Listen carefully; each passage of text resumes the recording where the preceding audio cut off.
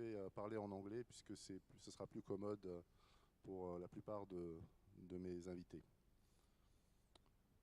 So, on my left, Mr. Conil, you have been a former Prime Minister of Haiti and held other very important roles in government. On your left, Mrs. Radishova, you have been also former Prime Minister of the Slovak Republic, and you held other very influential roles in government and in the academia. Because I know you are a professor of sociology, I think, originally. On your left, Mr. Muscat, one of the most brilliant European politicians of his generation, I would say the new generation, and former Prime Minister of Malta. On his left, Mr. Șolo, who has been former Prime Minister of Romania and also held other very significant responsibilities. And last but not least, Mr. Svoboda, you have been Minister of Foreign Affairs and Deputy Prime Minister of the Czech Republic. And I know you have to leave us earlier, so we will start this conversation with you. Thank you so much. Let me just ask you the question. But I know as politicians you always have an answer to any question, but please. So basically, what we are going to do is start with the key question everybody is worrying about or asking about. I name it the Trump factor, or Trump 2.0. So what will be the impact of the new Trump administration? So far the signals are not very optimistic for the rest of the world, especially for the largest economies like Europe, China, but also for America's closest partners, Mexico, Canada, and for the emerging and developing economies all across the world.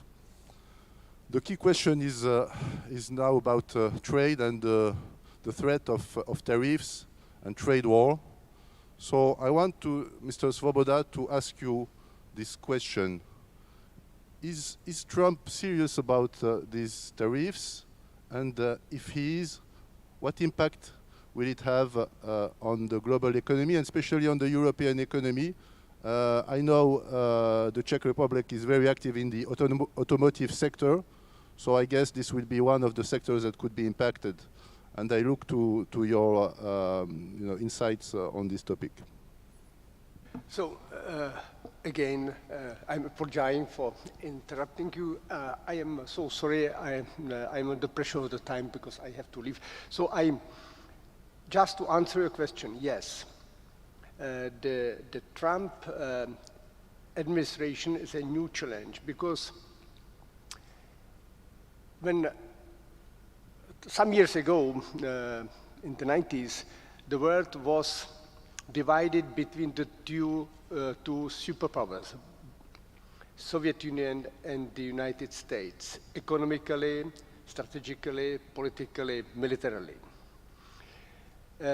Today, United States is still the most important military power, but economically, something has been changed because, in my view, the United States made a huge mistake not to incorporate Russia into the world economic system, and Russia was frustrated, and Russia has been all the time very resistant to this style of the economic governance of the United States. United States, in my view, was engage in making great deal with China, believing that China, when it is more wealthy and that China, due to the rapid development, could behave like the United States. But it is not the case. Chinese are still Chinese. And now we see a new scenario. The new scenario is that the superpowers are not representing any order. In the past, it was the order of the two powers. In the 90s, it was the order of the United States. Now we are politically in the time of disorder because no one knows what type of order we have to introduce today. Why? Because the new phenomenon, and this is the challenge also for the Trump administration, is that we are in the digital area. It is a digital private companies who are the most influential, and we will see how influential is the private sector, I mean the digital worldwide companies, and we will see to what extent Trump is capable, being the new president, govern. Because militarily, it is out of the question. Still, the United States is and will be the most important military superpower. But economically, I think that even for Trump will be new challenge to realize that the governments are not capable of controlling the new digital order, which is now in the private hands. And that's the new challenge also for the new administration, how to handle this new phenomenon. And this is also a challenge for us, for Europe, because we do represent also the order, and we will have to accept the phenomenon that economically the United States is losing its power and position as the only leading country in the world. Thank you. So, in relation to my question, do you think Trump will apply tariffs or he will negotiate? He will try. Nobody knows if maybe there will be tariffs against EU or against Russia. He has promised that he imposed the tariffs on both, and also for against Mexico due to the protection of the borders between Mexico and the United States. But it is the promise. But the question is, are you strong enough using the tariffs if the digital world is today outside of your control? Thank you. I will pass the floor to Mrs. Radichova, and I would like also to have your opinion and your insights about this new dynamic that Trump could create, and obviously how it would impact the European economy. Good morning to everybody. It's a pleasure for me. I was invited, and thank you very much for the invitation to this huge conference organized in Morocco. I'm not first time here, and I appreciate my stage here very much. So thank you. Concerning Mr. Trump and the President of the United States, first of all, three major assumptions. Maybe you will not agree, but I'm thinking in this way. First, 21st century is the century, as already has mentioned my colleague, of information revolution and informative age. Second, there are new deep geopolitical inequalities around the world, among the states, among the continents, but also among the people living inside different countries. These new inequalities are dangerous not only because of political stability, but also for the trade and for our economic developments. Third, we are facing a new division of geopolitical power China is one of the most influential country today with all their trade and impact on other continents. Second, I agree, the most powerful are the owners of technological firms, and only to mention 10 most wealthy firms in the world are technological firms. 8 of them are in United States, 1 in China, 1 in Europe. This illustrate the division also of non-political but also political power. Last but not least, we are living in the time of uncertainties. Today we are facing 164 different civic wars and army wars around the world. And in Europe, the crucial momentum is the war in Ukraine and the aggressive attack on Ukraine by Russia Federation, with impact on NATO and impact on the politics of Mr. Trump and the United States. Also Gaza and other regions, but I repeat, 164 different open conflicts around the world. In this complex of uncertainties, we have to conclude that politicians have less power than the power is concentrated in the hands of technological giants and in the hands of new geopolitical game players. Mr. Trump is therefore facing new geopolitical divisions, plus new inequalities around the world, plus real inside economic situation in the United States, and plus new attempt of Russian Federation to continue in the way not only of Cold War, but open war as we are facing in Ukraine. All these circumstances will have impact on the real politics of new President of United States. Depends. Major question, how he will decide to leave Mr. Putin to be the winner of the conflict or not. Thank you, Mrs. Radichova. I think we will get back to this topic. But before, I would like to ask you about the industry in Slovakia, specifically the automotive industry, which is very much exposed, I think, to this new potential trade war, especially and the connection with Germany, which is really now having very bad times with an economic stagnation slash recession. So are there any strategies to mitigate these risks in your country? Because I know Slovakia has now become really an industrial powerhouse. It produces more cars than Italy, so it shows that it's a significant opportunity and risk as well. Thank you very much. Concerning Slovakia, only to illustrate, we have 5.5 million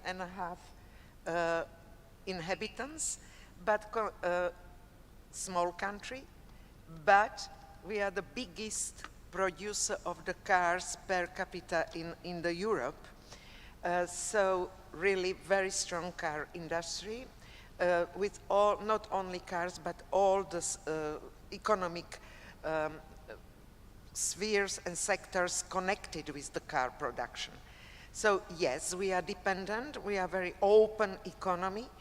It means that if there is attempt to have taxation, we have real deep problems, not only as alone, but also together with other countries in Europe. The reaction we have to divide because we are member state of European Union, so there is some kind of common approach how to react. If to negotiate, it's one way, or to do the same, taxation and customs against the United States. These two possibilities are on the table.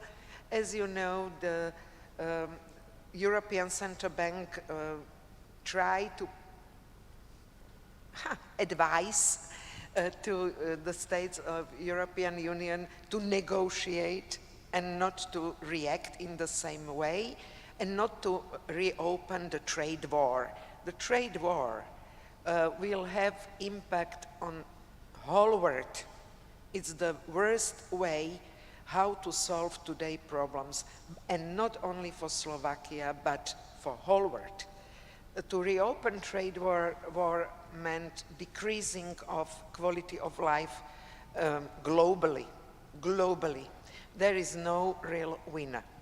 Thank you very much, Mrs. Radichova. I would like to ask on my left Mr. Conil how these new developments could have an impact on Haiti and more broadly on developing and emerging economies, perhaps that don't have the political leverage that Europe or China could have vis-à-vis these new geopolitical realities. So how do you manage to support your country's resilience and economic sovereignty in these challenging times? Well, thank you for that question, and thank you so much for including us. You're certainly right. New policies that will emerge from the election process in the United States will have different consequences for less mature economies than you would have, for example, in some of the big countries, the more advanced countries in Europe. So I think there are three things here as we think about this. Is first for us is, there's going to be a cycle of change. This is predictable. And the critical question for us is how do we manage to make the most of the opportunity created by this change and manage the risk created by this change. And so I approach this in a very sort of systematic way. This is going to be an opportunity for us to rethink things like, how we create more resilient economies, how we diversify our partners, how we use innovation and technology to build up our sovereignty, how we look at multilateralism, how we build regional hubs and partnerships so we can deal with these shocks, how we organize ourselves so that we're less dependent on the fluctuations of one country or another. This is actually a time of challenge and opportunities. I will say this. I started my career as a public health person, and I remember one of the most critical issues we were facing early in these days were HIV/AIDS. At that time, we didn't have the solutions and the recipes we have today, and the costs were being estimated were extraordinary. And I remember as a public health person us sitting together and thinking through how we deal with this. Well, one of the most important programs that would come to the world was actually PEPFAR. It was developed under the Bush administration. So in a more progressive and positive way, it's more about how we organize as countries to face the new challenges that changes will inevitably bring. How do we learn from the past? How do we build on the experiences we have so we can better position ourselves to deal with it? So we really see change as an opportunity. A famous author once said, never waste a good crisis. So I'm really hopeful that this will bring leadership together to rethink how we organize to provide ourselves more space and more security to deal with these challenges. I know there is a very large Haitian diaspora in the United States. So what role this diaspora could play, to reconcile the different points of view and try to bring more opportunities than risks from the upcoming administration? Three types of issues. The first is, yes, there have been a significant number of Haitians that have traveled under a special Biden program. And there is the concern that with this new administration that thousands of Haitians will have to go back to Haiti right now. that's facing incredible challenges from a security perspective. We have close to 1 million Haitians that live in the US and that are active politically, so that have the capacity to influence through their Congress, through their Senates, and we hope that they will continue to do so. We depend on the diaspora for close to 30% of our GDP through their remittances in the order of almost $2 billion. So obviously anything that affects the US economy tends to affect our capacities and has direct influence on livelihood of millions of people. Remember, Haiti right now, almost half the population is food insecure, so we're really concerned about that. We're going to look and see what will happen in the next few days and weeks for those of you that have interest in Haitian politics with the special security mission that was highly supported by the Biden administration and that provided us with close to 1,000 plus soldiers critical to ensuring the security of the country. We don't know what's going to happen with the new administration in terms of policy and how they will continue to support the security issues of Haiti. So there are a lot of concerns, as I've said, and we're monitoring very carefully, and we would need to put in place clear advocacy strategies, diversification strategies, to see how we handle these risks. But they may also come with new opportunities, given the administration's tendency to be very sensitive to the migration issue, and so may want to look very carefully how they reduce the push factors. These are the things that we have to balance out in the next few weeks and months. Do you think you will have a chance to reinforce your integration with your fellow Caribbean states? Is there some kind of common strategy or some agenda for pushing this integration further? I think that's essential. And the conversation with the CARICOM members have been exceptional. CARICOM has been very much involved in the peace process in Haiti, in trying to restore a transitional government that makes sense. We hope they will continue to do so. They're thinking about better integration systems. And again, this is why I think that sometimes these challenges can create opportunities, because they tend to accelerate the implementation of other approaches just to be able to compensate losses that will come from the shocks that were anticipated. So yes, CARICOM, in my view, is going to be a key player in the next few weeks and months and years in terms of how we deal with changes in policy that may come from the United States. Thank you. Mr. Muscat, you have been in charge of your country, leading your country at the time when Malta, I think, held the presidency of the European Union. From this experience, how do you view the current developments, and how do you think Europe should address this risk or these threats? Should it emphasize negotiation or be stronger and develop some kind of MIGA, Make Europe Great Again, or Europe First agenda? Okay. So first of all, thank you very much for the organizers for having me again here, and good morning to everyone. So I do subscribe a lot to what Martin Wolf had written in the Financial Times before the first Trump administration, or during the first Trump administration, when he was comparing it to the Obama administration, which I think more or less is the raison d'etre of what Joe Biden stood for. So basically, Martin Wolf wrote, Obama, we like what he says, not really what he does. Trump, we don't like what he says, we like more what he does. And I do believe that the first permutation of the Trump presidency wasn't that bad for Europe at the end of the day, because it led to a start of a realization that we cannot just play second fiddle, but need to really and truly have our own policies, which are not dependent on what our friends on the other side of the Atlantic pond do or say. And I believe it was, at the end of the day, quite good.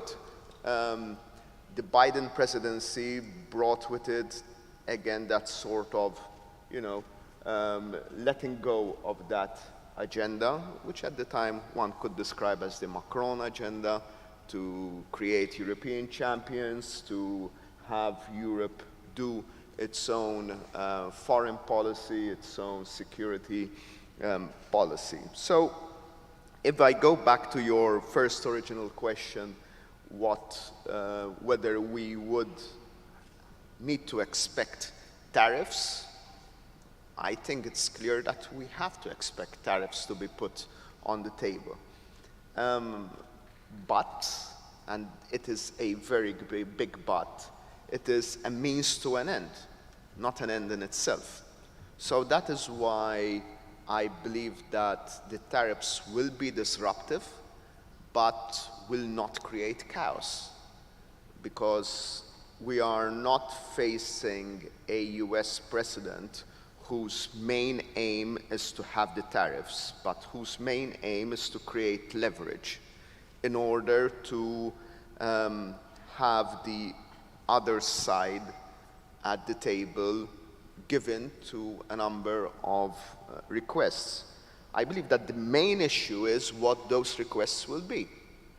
And as some commentators in the States are saying, probably not even the Trump administration itself knows at this point in time what those requests will be.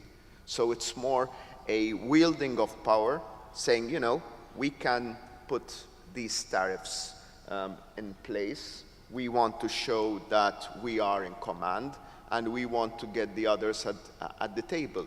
In the Trump administration, for example, when we had the tariffs put into place, and I remember quite clearly, I was prime minister at the time, we had Jean-Claude Juncker going to Washington to negotiate on these tariffs. I remember the debriefing that, and I'm not revealing anything secret because then it was made public. I remember the debriefing that Mr. Juncker gave us as prime ministers and presidents. At the end of the day, what was needed or what was asked for by the Americans was the removal of some sort of tariff on a particular cereal, which, okay, it could have created some problems for some part of the agricultural setup in Europe, but it wasn't some sort of earth-shattering request. So I do believe that the main issue over here is not what to expect as in tariffs, but what the end of the game will be. And that is where I think that Madame Merkel's autobiography that was released just this week comes in very handy, because she says quite rightly that the forma mentis of Mr. Trump is one of a property businessman, where he sits at the table, and in property, in real estate, there is one side that wins and the other side that loses.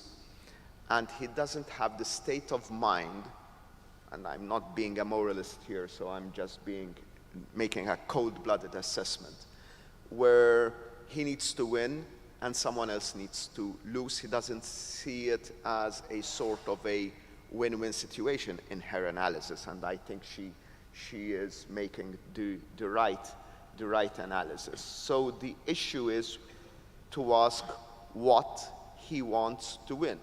And my final point is the key weakness from the European side here, I believe, has nothing to do with the United States. I believe it has to do more with the way we have ostracized China in the past decade. That we have followed the sort of idea that China is the big evil, cut most of the political ties as Europe, while as member states, most member states try to pursue the best possible relationship with China. Because at the end of the day, if one sees it from a purely economic point of view, having, from a supply chain perspective, having a source such as China, a transformational power and a market such as Europe, Africa, and the whole of Asia, I wouldn't say the United States becomes irrelevant, but I would say the sort of leverage would be quite different from the one it is right now. Do you think in this regard, and I might be a little bit politically incorrect, but is Mrs. von der Leyen's position when she says that Europe has to buy more American goods to please the new Trump administration, is it the right strategy to gain leverage? I think, look, let me start with Trump first. The main problem, and that is why I don't think that tariffs will be long-lived. The main problem with Trump's tariffs is not with Europe or with the rest of the world. It's with the American public. The tariffs will lead to inflationary pressures. And inflation was one of the biggest issues that led millions of people who hadn't voted for Trump in the first administration to vote for him this time around. Tariffs lead to inflation, to inflationary pressures. So that is the big issue. And the same goes for Europe. I don't know whether we should buy more American products. We should buy where it makes sense to buy. And whether that is Africa, whether that is Asia, whether that is the United States, at the end of the day, the European public is feeling the pinch of higher prices all the time. And definitely the European public will not want to subsidize from its own pockets anything that means that we need to pay higher prices in our supermarkets. Thank you very much. Last but not least, Mr. Schorlow, I would like to ask you basically the same question. What would be the impact of the Trump threats and tariffs on Romania's economy and on the broader southeastern Europe? And also want you to comment perhaps about the specific challenges maybe you are facing in this sub-region, which are also related with the war in Ukraine and its economic and geopolitical consequences. Thank you for the question. I think it's difficult to disconnect Romanian economy to the global European economy. Of course, we are most affected by the Ukrainian war, maybe than the western part of Europe. But Romanian economy is strongly connected to European economy, not only because of European funds, who are essential for our investments, productive investments, but also in infrastructure, and also because Romania has 20 million people, population, and more than 4, maybe even 5 million are living in other Western European member states. So Romanian economy is connected to a European one, and you know, the decisions on the trade, for example, all the decisions are, this is a European competence, so the decisions, the negotiations, and then the decisions are took at European level. And I think what is more relevant, it's the fact that after COVID, European Union is in another mood. And I know this because my last 5 years, I spent my last 5 years in European Parliament as member of European Parliament. Before that, I was European Commissioner for Agriculture, and I was involved also in trade negotiations, including with United States, with Canada, with China, with other parts of the world. And what I can see now is that after COVID and the recovery program, big investment program, who in fact doubled European budget with this RRF, Recovery and Resilience Fund. European Union is in a different mood now. This started with first the Trump administration.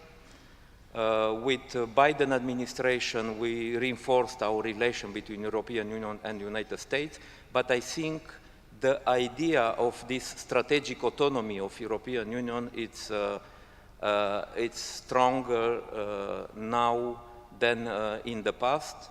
And at European level, we have to be ready, and we are preparing in order to be more dependent on Trump decisions. Related to tariffs, you know, Trump is not a politician, he's a businessman, and he negotiates, he makes deals. And in my opinion, the discussions between European Union and United States will not be focused only on tariffs, on trade, because Trump will have other interests in relation with European Union. European Union have also other interests and other common points to negotiate with the next Trump administration. And when we look to the fact that, I don't know, unfortunately, I would say, we don't have a strong multilateralism. So international organizations to negotiate this kind of deals are very weak now.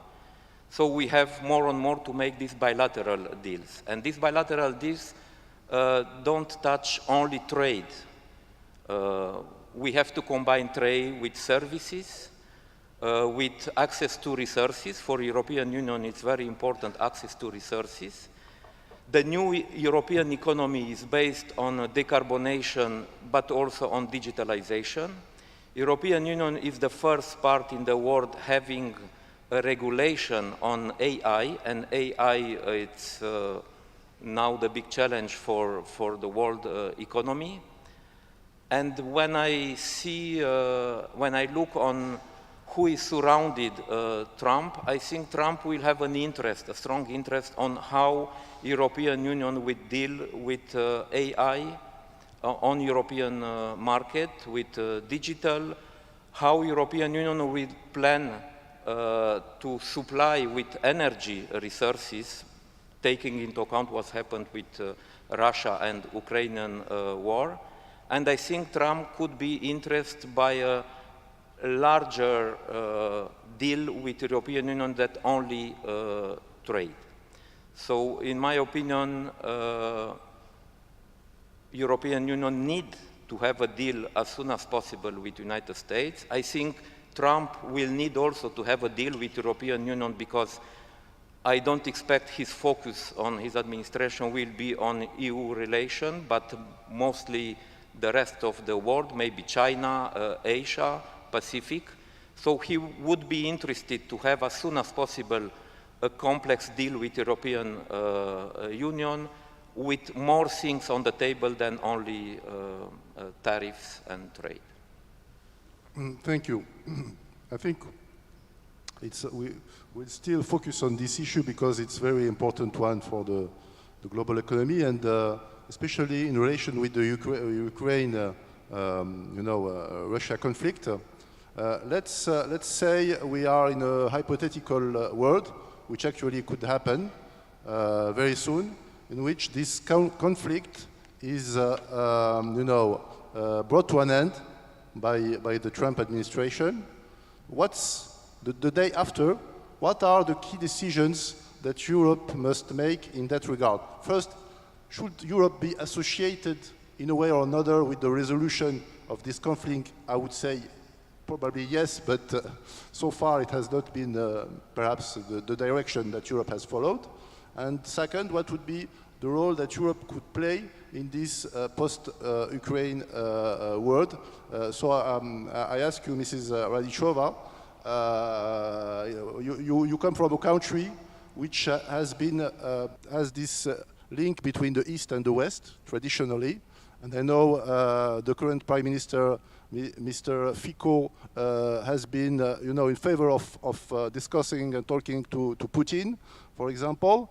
You have energy connections with Ukraine and Russia. So what kind of role do you think Europe should play, and should Europe get prepared to that day, eventually? Thank you very much. First of all, if you do not mind, one brief comment, what we have discussed already. We have to look on everyday life not only through the point of view of socio-economic dimension. I know it's important, but it's not the only part of our lives. If we throw out ethics from politics, we are lost. If we throw out values from politics, we are lost. If we are thinking in the way of human dignity, then we have to also do something to prepare the condition for everyday life and for the citizens to live as human beings. So it's not only the price and consumer behavior. Second very important comment concerning economy. Yes, in 50s, after the Second World War, there was the transition from economic model from 19th century and the Industrial Revolution to the economy based on fossil energy, very extensive. Now we are facing another transition from fossil-based energy to the environmentally friendly energy. And it's not easy shift, not at all. And we know that without global cooperation, it will have no real effect in reality. And now concerning Ukraine, but this was crucial for me. So for me, any business with China is connected with human rights approach. And I cannot be silent.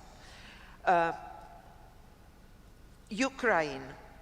We are talking about Ukraine, and I feel not really comfortable, not at all. I see the death, I see the tragedy, I see the losing of human lives, I see the lost children and killed children.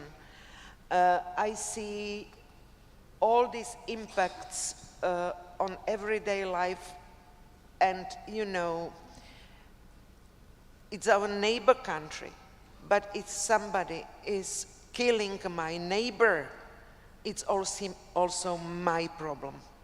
And I have not to be silent and not to think to do something or not to do, it's risky or it's not risky, something, it's tragedy what's going on, and we cannot be silent and to do something.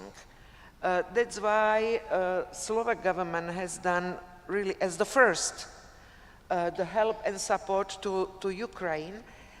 The government was changed. I hope we will have a chance to explain what's going on with democracies in this region.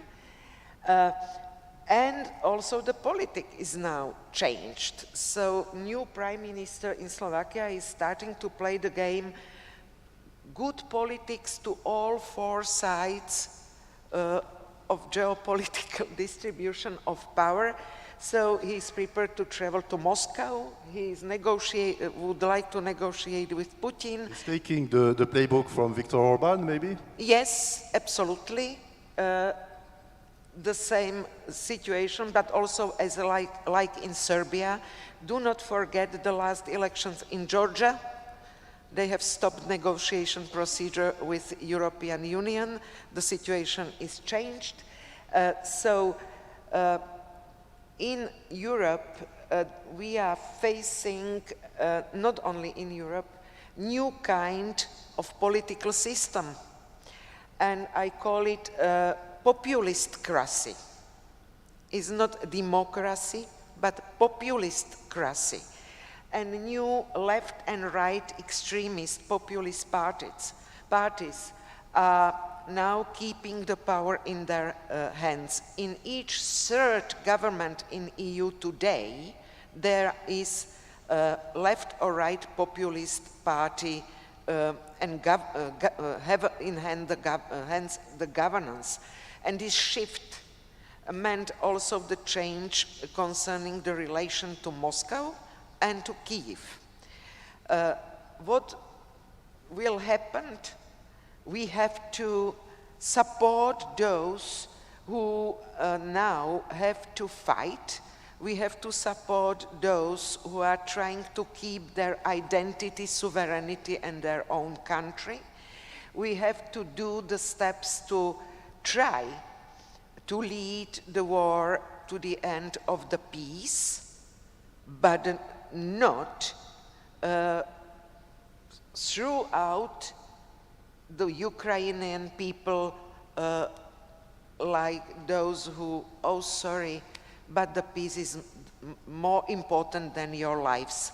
I know what I am saying, because 1968, for my country, for former Czechoslovakia, was the crucial moment in our history because of occupation by Soviet armies and armies of Visegrad countries, not only Visegrad, but Warsaw Pact countries to my country, and we have to live 20 years under the occupation of foreign forces. And this is not real life.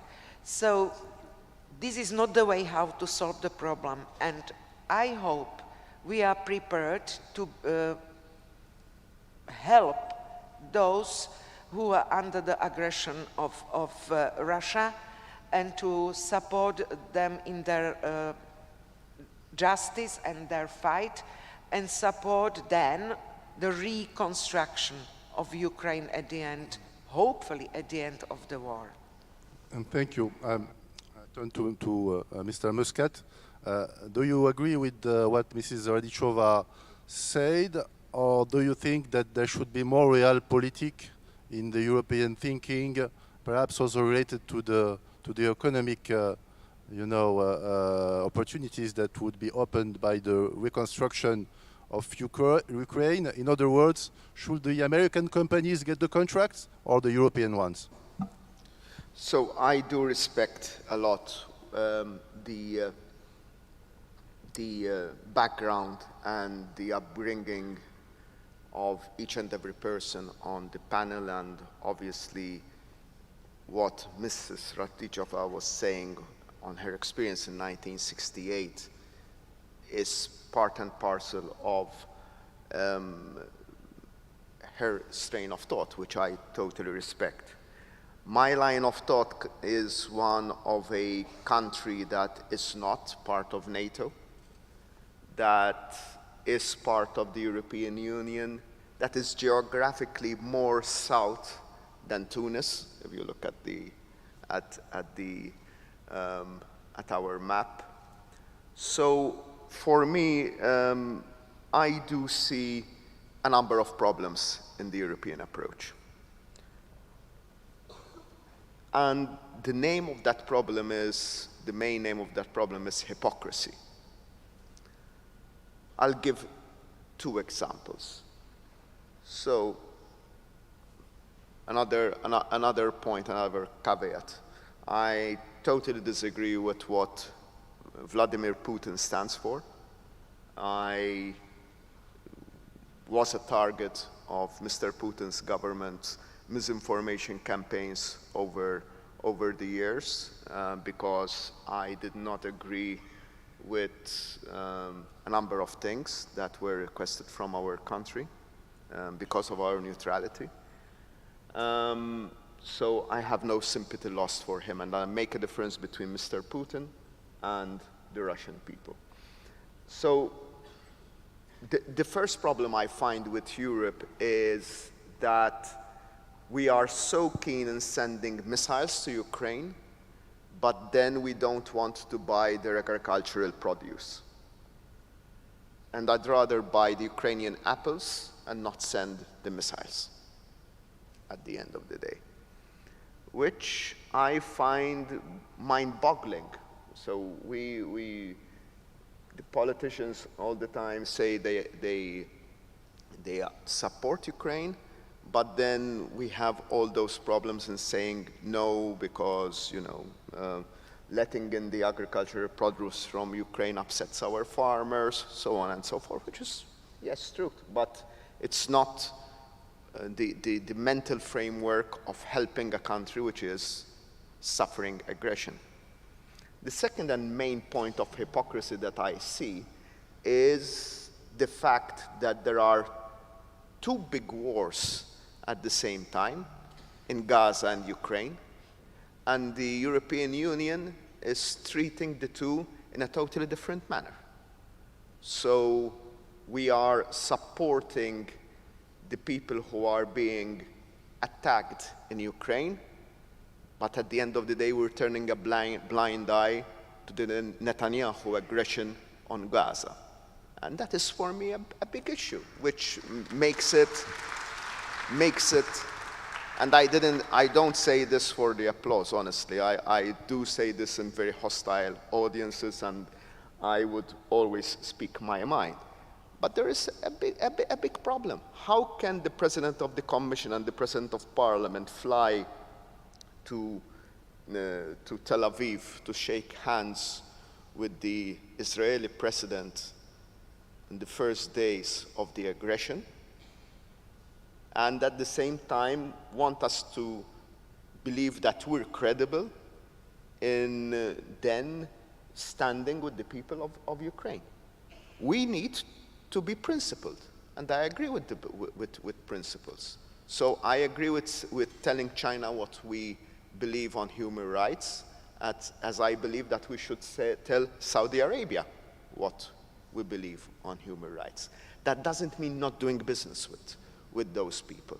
But right now, I think that anyone who would come from outer space would say, you know, where do you actually stand? Because you have two very similar, I wouldn't say identical, because both have historical differences and there are many differences. But you have two main conflicts where we have children and families suffering because of aggression, and we are reacting in totally different manners.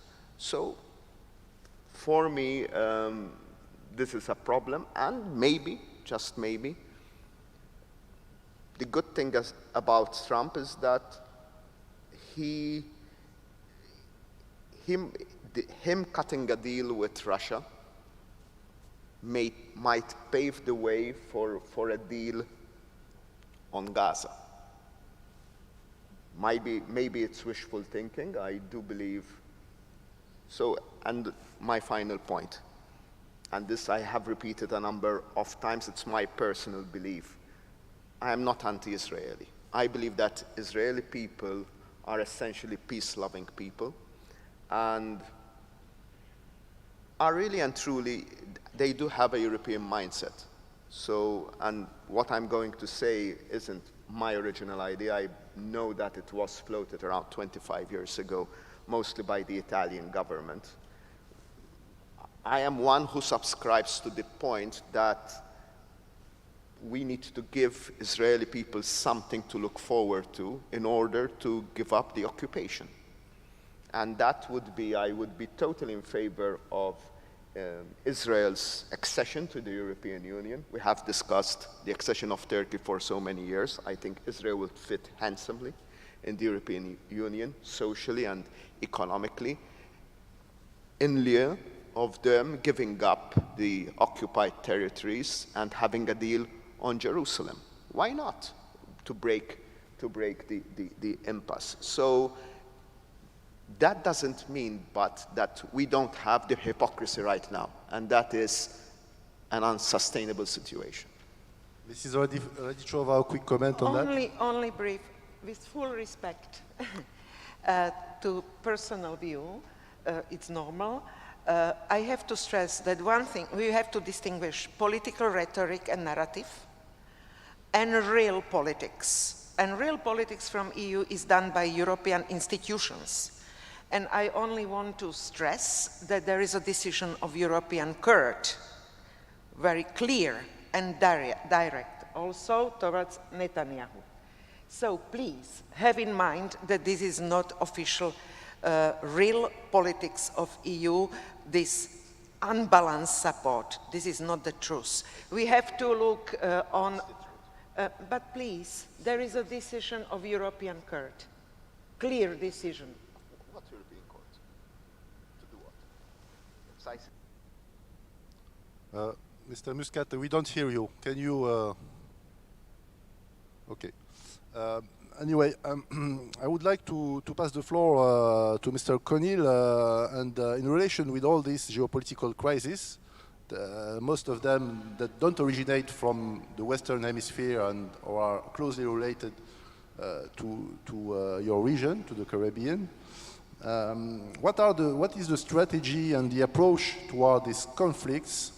And how do you hedge against the impact of these conflicts, their impact on commodity prices, their impact on trade and investment flows, on aid flows, because Europe has been aiding Ukraine a lot for good reasons, but at the same time this has diverted some development funds from other regions and other countries. So how do you approach this very challenging reality of poly-crisis?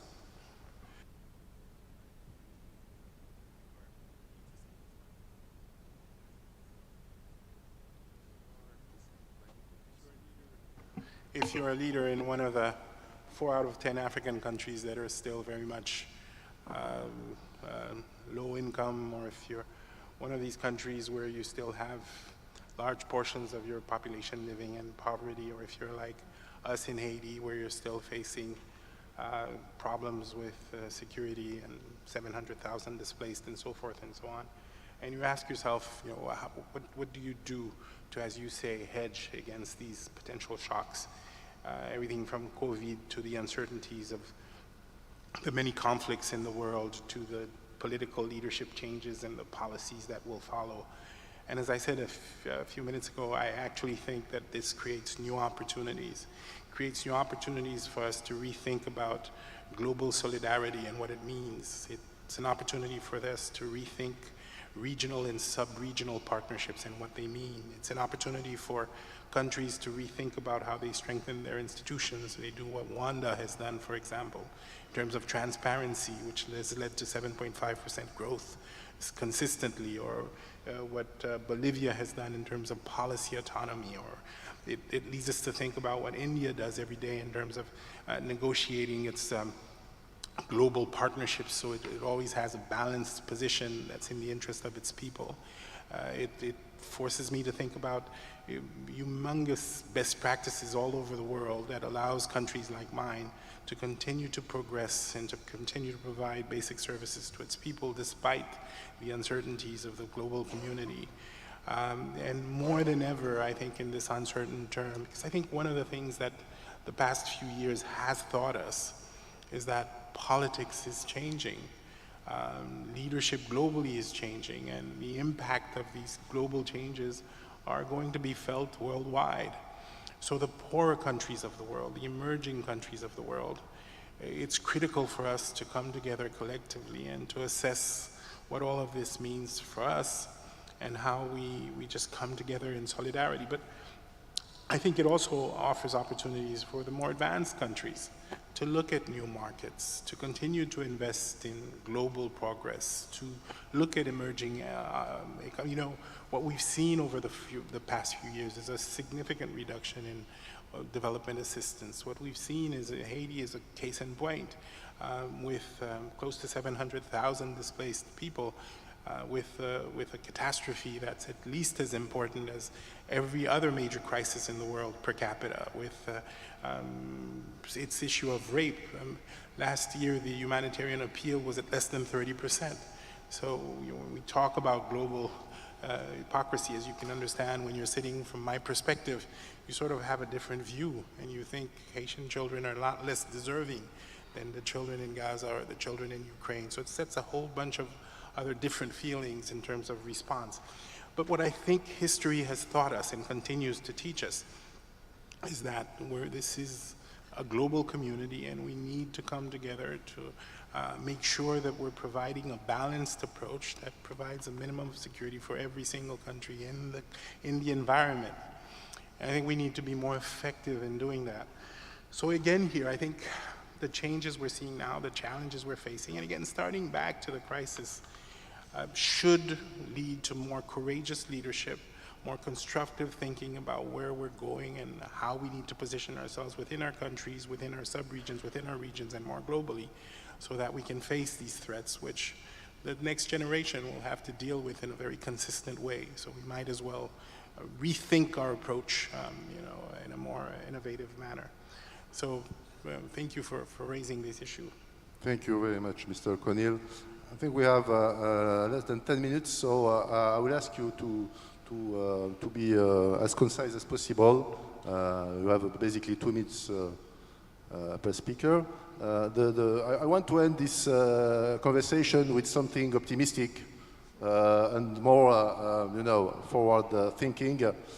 So I would want to ask you, what are the new drivers of growth and opportunity you see in this world, taking into account all these risks and geopolitical development? Mr. Chiolo?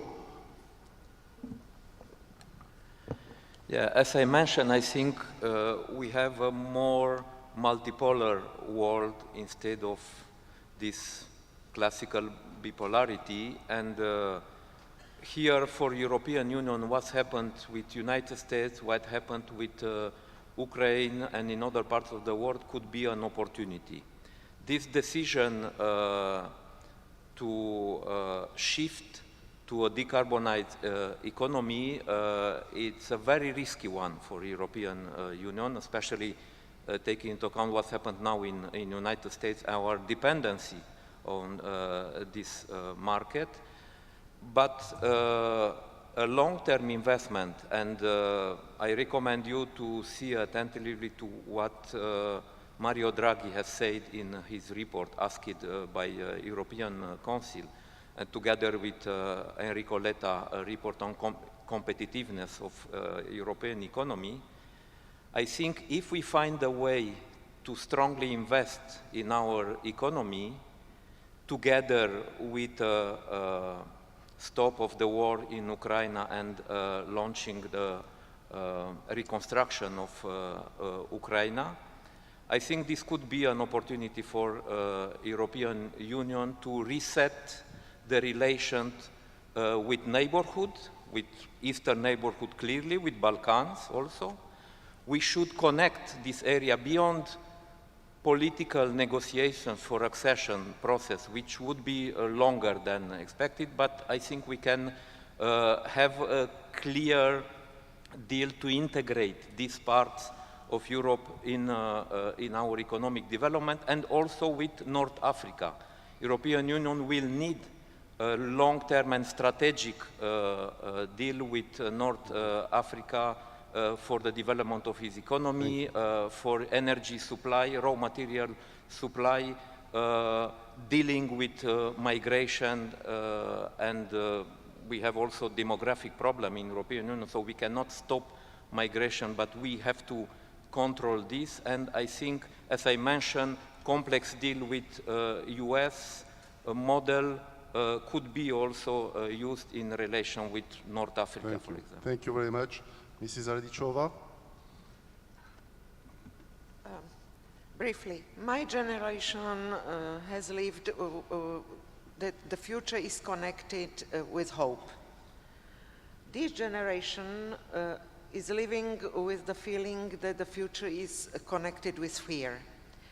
So our duty, our debt towards new generation and next generations is to return the hope to our lives. It means that we are capable to solve the problems and understand the problems as new challenges, that we are capable to give the answers to new geopolitical division, that we are capable to solve really non-justice inequalities around the world, because this is creating the major tension, also is the reason of migration and future migration waves, And last but not least, that we are capable to offer really the equality of chances for people, doesn't matter from which continent and from which religion. And this is what I hope. And this was hope of my generation. And I would like to use such a brainstorming, such a clever population and people keeping together also here in Tanger to find possible answer and not to find who is guilty, but how we can put forces together to find adequate answers to new challenges we are facing today. Thank you. Thank you. Mr. Muscat? So I think that we will be living in a world, increasingly in a world, where governments have less power. Doesn't mean less legislative power, but less reach, whether it is because of AI, whether it is because of anything else, and where there will be two rising powers. The first will be the private sector, will be corporations, whether they are energy corporations, or whether they are IT-related corporations, whether they are health corporations. We seem to think that COVID is just something that happened a century ago, when it happened just a few years ago, and that it will never repeat itself. I think it has showed the great deal of importance that the health sector has in the security of human beings. The second type of power that will rise is civil society. It's people who do not want to be within the scope of government, as in being those taking the decisions, but wanting to shape the decisions that will be taken by policy makers. And I don't believe there is still yet a generation of leaders that is ready to face this new challenge. I believe that no one is ready right now to face this new challenge. It will be a learning curve for everyone, but it will be a very interesting period where we will have the center of power that will move away from the capitals, as in the capital cities, and more within the boardrooms and more within the universities and the places where discussions are made. Thank you very much. Mr. Conil, as the voice of the Global South, this is the forum of the Global South, so... Oh, but thank you so much, and I think our colleagues here have done an exceptional job in framing it. I worry. I think we're not making enough in terms of progress related to climate. I don't know what the change in government in the United States will bring to that. I worry because I think that we need to do way more for countries right now that are dealing with all sorts of struggles. I worry because I see a regression in a number of countries that actually are considered to be democratic. We've seen more regression in terms of democracies in the last 10 years than ever before. I worry the impact of social media and opinion and the way presidents and governments officials are chosen today. I worry that the type of leadership that we've had in our recent past in different countries that inspired young people seem to be disappearing, but I'm also hopeful. I'm hopeful that with the opportunities that new technologies will bring, I'm hopeful when I look at green economy, and it's up to 12 million people right now working in a global new energy. I'm extremely optimistic about the potential that the demographic opportunities present in Africa.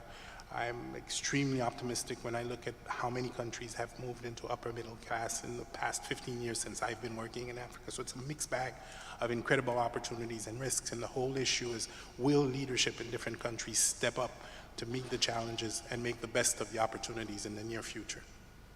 Thank you very much, and we finished on time, so this is an achievement in itself. Perhaps I think if we just have 1 minute or two, this dimension of cooperation between the Europe and the Mediterranean and Africa, and the Caribbean as well, of course, is something that has been perhaps quite pushed aside over the last few years. So is there something that could be done to a new initiative?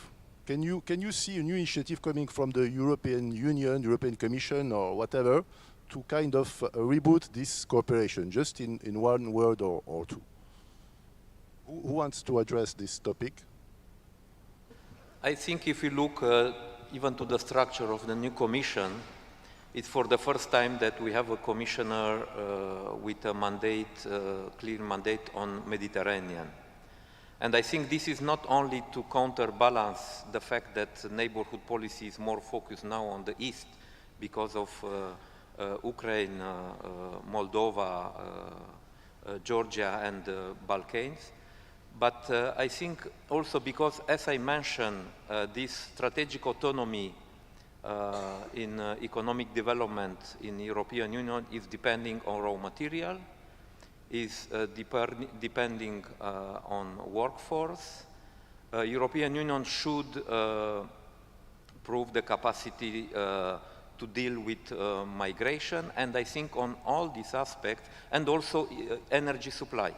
This is another key element for this new model, new economic model in European Union. Technology is strongly connected to energy. When you see now what's happened in Ireland, for example, who attracted a lot of investment in new technology with a lot of strong databases from the big tech in Ireland, the consumption of energy increasing a lot. So we have to deal also with that. And in all these aspects, I think, as I mentioned, Mediterranean, South Mediterranean and North Africa can play a key role of connection between European Union and Sub-Saharan Africa. And I think it's key for European Union not to go beyond historical problems and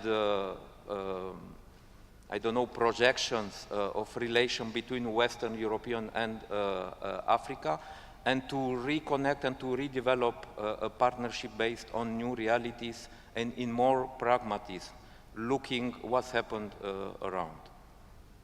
Thank you. Mrs. Radishova? I don't know, we are out of time, but okay, huge problem, briefly. You know, we can fight, and then we will have lost-lost strategy, or we can try to cooperate and we have a chance to have win-win strategy. Depends, I agree, on political leadership, if they are prepared, or they will play the game of real populists, trying only to find the enemies to fight, to create barriers because it's much easy, than to say openly, come on, citizens, we have lived on debts, we have used everything what we could, and now it's time to stop us, to change strategy, how we will survive for the next generation, because except the problems we have heard, we are really facing climate change. And those who now are deeply suffering mainly in the region of Mediterranean countries and African countries, but we are also facing the impact. So either we will put the forces, I repeat, together, or we will have deep problems, such deep as scientists now, keeping the finger and said, come on, the increase of temperature is more than 1.5%. If we continue in this way, we will face very quickly real global terrible problem with no clear solutions and not quick solutions. So it's time to stop the way we are thinking on economy. Last sentence, you know, when I hear the sentence, increase of economic development, increase of GDP with not increasing sources. The sources are used.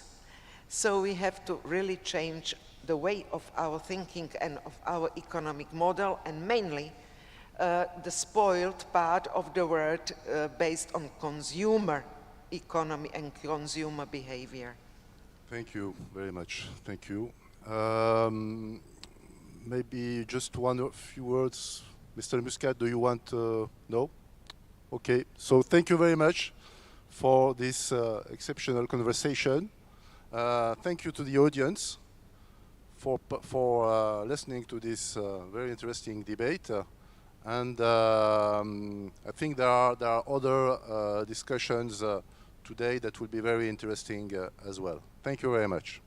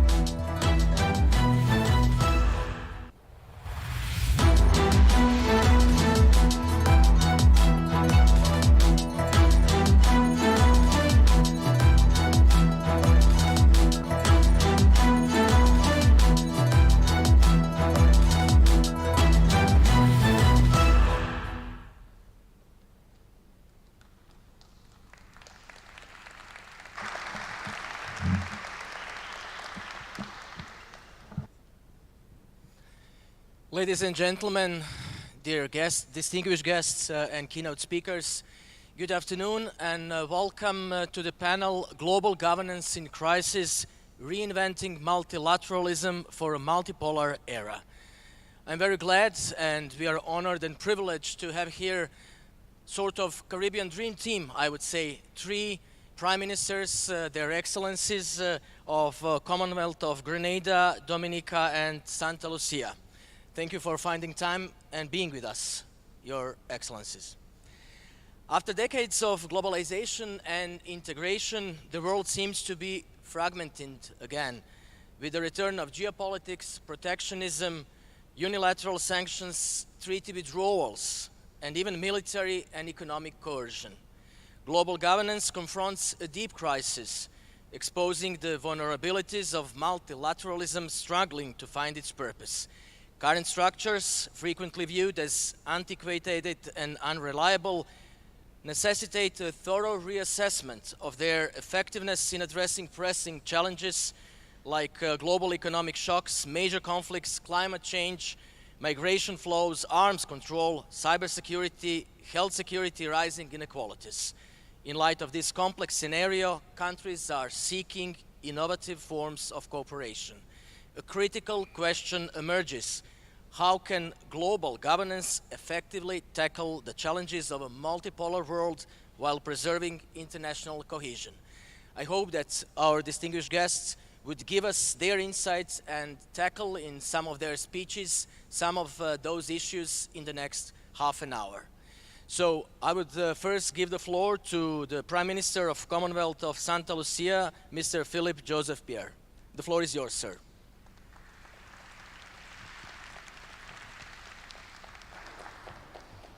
Thank you very much, Mr. Chairman.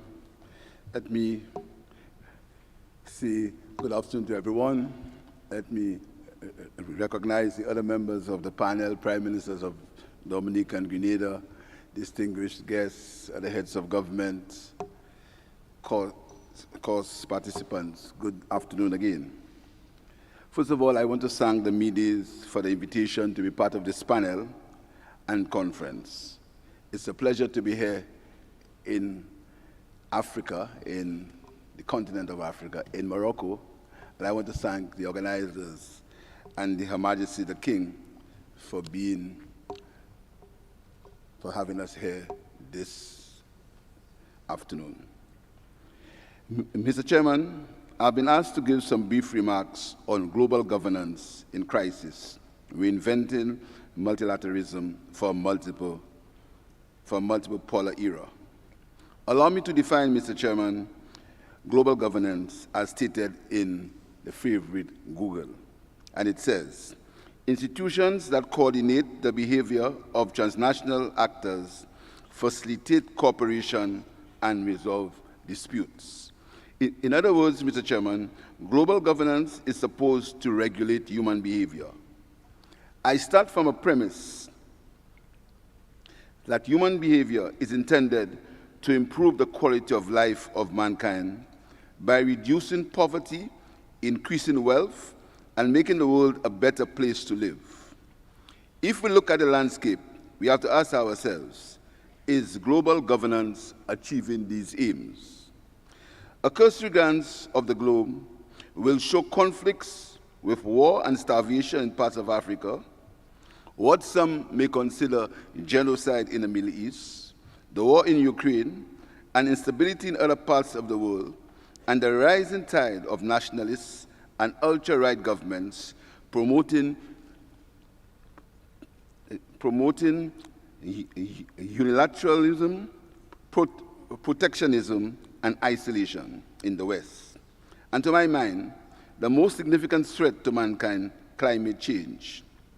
Scientists have predicted that if we do not stick to the 1.5 degrees Celsius global warming target, there will be devastating effects, particularly for small island developing states, or SIDS.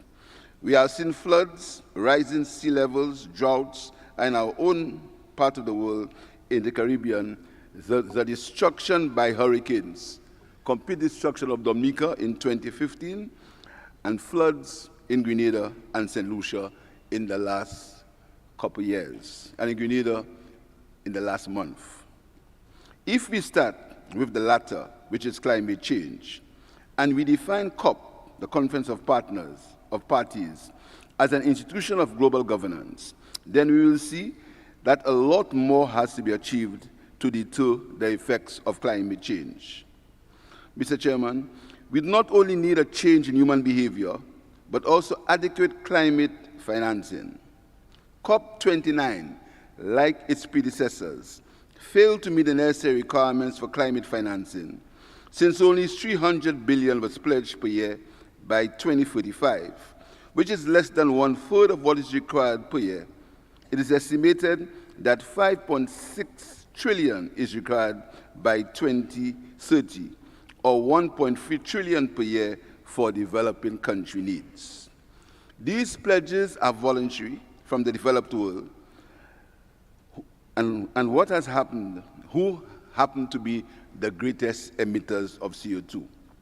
Despite the reality of hurricanes, rising sea levels, droughts, and famines, climate financing, far less loss and damage claims remain greatly elusive. Still on the topic of finance and global governance, the Bretton Woods institution, designed to bring order to world finance, have not achieved the desired purpose for developing countries without painful structural adjustments and dislocation for some. These programs are supposedly designed to reduce poverty through balanced budgets and fiscal rules. However, the UN says that 1.1 billion people still live in acute poverty worldwide. In the meantime, I see South-South creating an alternative multilateral organization to address the peculiar needs of developing countries like ours. This would mean shifts in global powers and spheres of influence. Can organizations like the BRICS help the cause of the developing world? This is something we have to ponder on. Mr. Chairman, let's briefly discuss the role of the United Nations, which may be considered the main institution for global governance. We are stuck in the same 1945 construct, which has 5 permanent members with veto powers in the Security Council, which gives no permanent seats to Africa or Latin America. And even when there is a majority support in the Council, the vote is ignored, as is the case of economic sanctions against Cuba, which continues to suffer under 60-year economic blockade.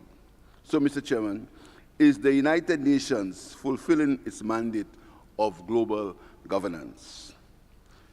Can we, with South-South cooperation through the OAU, for CARICOM and CELAC, provide an alternative platform for policy implementation and regulation of human behavior? The Caribbean countries represented here are all members of an institution called the Caribbean Court of Justice, the CCJ, that operates at 2 levels, an appellate court and a regulator and arbiter of the Treaty of Chaguaramas. All members of CARICOM subscribe to the latter role. The rulings of the court are final and are followed and listened to by member states. The CCJ is a practical example of how multilateralism that works and can work.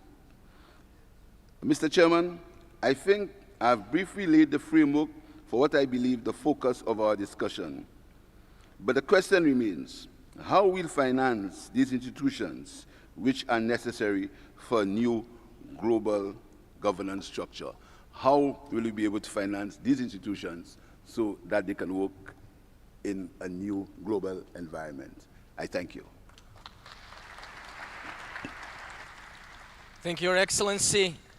Yes, you have tackled the quite crucial issue of potential reform of the United Nations that as institutions are crucial for small countries like Caribbean states, and as well the issue of financing and the climate change and resilience and climate justice that all Caribbean states are calling for.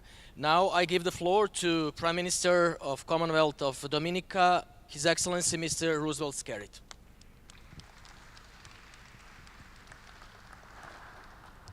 Thank you very much. Let me recognize my colleague Prime Ministers, Excellencies, ladies and gentlemen, and in a very special way, I want to recognize Mr. Brahim Farsi Firi, the President of Amadeus, and to commend him for his great leadership and for bringing us here together, which is an important forum to discuss global issues. Please.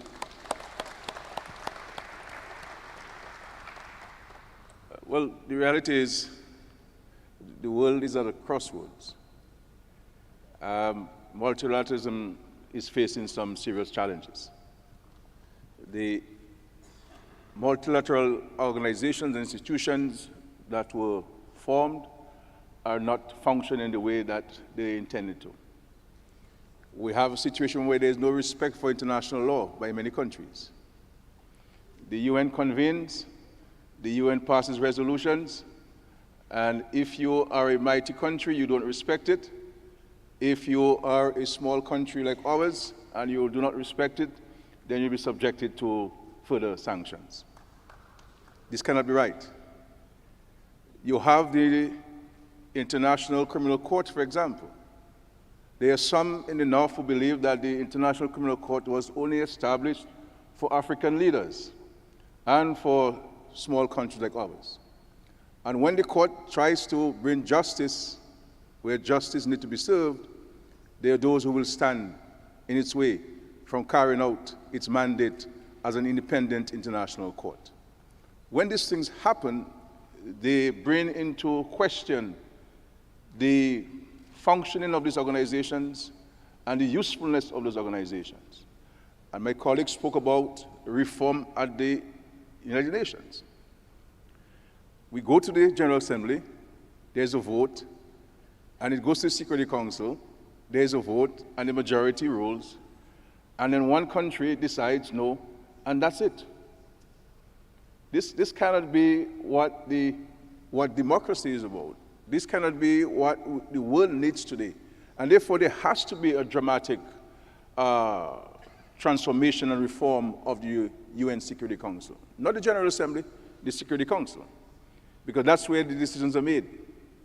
Then you go to institutions like the World Bank and the IMF. They have different rules for us as small island developing states. But if you come from the North, you have different rules. There are certain benefits which they offer you, which they don't offer to us as small states.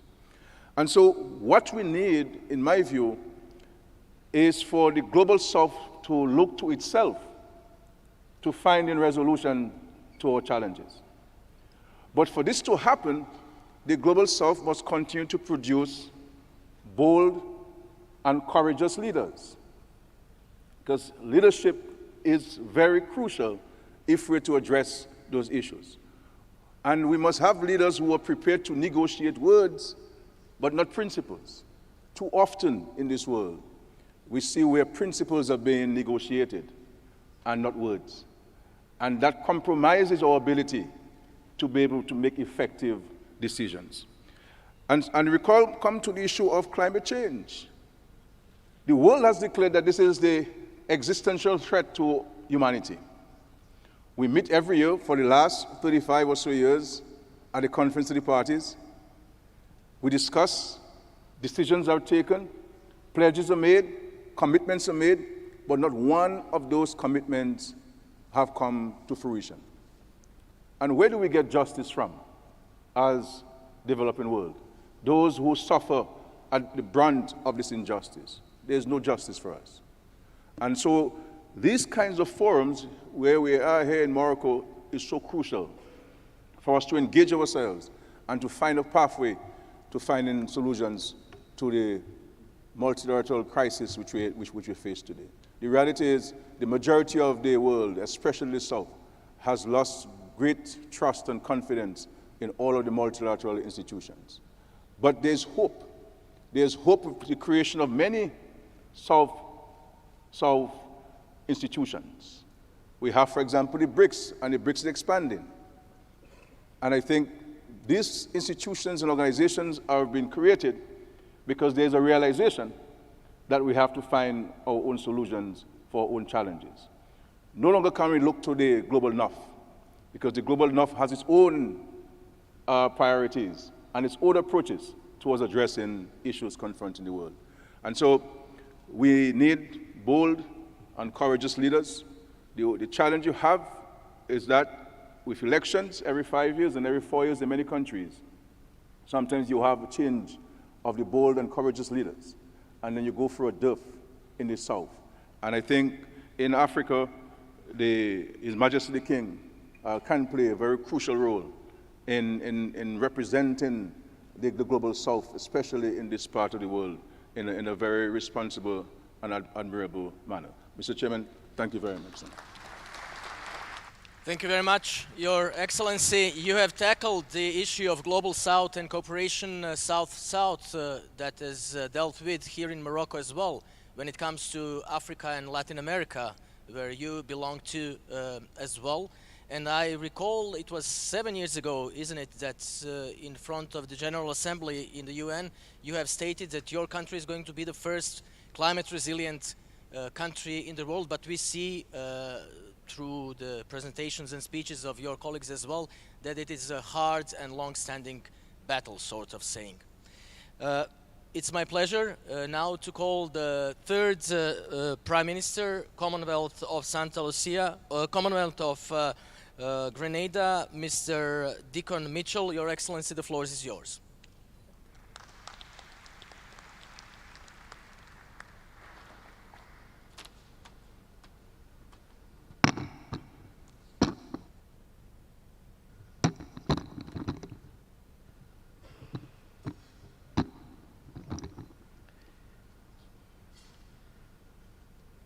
Colleague Prime Ministers, Moderator, Excellencies, fellow heads of state who are present, distinguished ladies and gentlemen, and let me recognize the President of the MEDES organization, who is primarily responsible for having all three of us as Prime Ministers here. Good afternoon. I want to start by saying that our collective presence is testimony to how we view this forum and its importance in fact, addressing the very issue that we're asked to discuss this afternoon, which is multilateralism in a multipolar world. And I want to speak to three topics: climate, trade, and technology. My colleagues and I all come from small island developing states. And the climate change is not perhaps, it is the biggest challenge that small island developing states face. And we need more multilateralism, not less, to tackle and solve this challenge that we are on the front line of. So in its historical context, in a sense, modern multilateralism is largely attributed to the institutions that were created after World War II, created to address the issues that the world was grappling with after World War II, to foster regional and world peace, to encourage dialogue among nations, to encourage negotiation and cooperation amongst nations. And while all of these goals are very much still relevant today, the question is whether the institutions which were formed after World War II, whether the institutions themselves are still relevant, and whether they are capable of addressing the issues that we face, particularly in the Global South. And I've highlighted three of them: climate, trade, and technology, because we can look at the issue of climate. Coming out of the UN multilateral system, we have, for example, the Paris Climate Agreement. We have repeatedly held COP conferences that have produced what I style megawatts of talk, megawatts of a flurry of activities around the hosting of the conferences. but very little electricity in terms of real action and in terms of real financing. But we know that multilateralism, if done fairly and if done correctly, can be effective. And there are examples.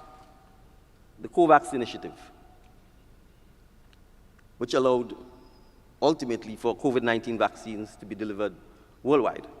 And I said ultimately because initially, if you pay attention, you would have seen that it was unilateralism, nationalism, and rivalry that drove the initial response to COVID-19. Countries were seeking to get vaccines for their citizens or their native citizens first, to the exclusion of migrants or immigrants. But it's only when reality stepped in that you could not insulate your country from the rest of the world that common sense prevailed and a multilateral approach to the dissemination of vaccines worked and partly largely contributed to the world ultimately being able to address the COVID-19 crisis. So the multilateral institutions, the multilateral framework faces obvious challenges: geopolitical rivalries, inequity in representation. Rightfully so. China, India, Brazil, the continent of Africa, they demand a fair and rightful place in the multilateral system for the simple, obvious reason that they represent the bulk of humanity on this planet. And also because they tend to have deeper relations with marginalized nations. And so they have the right to advocate not just for themselves, but for these marginalized nations.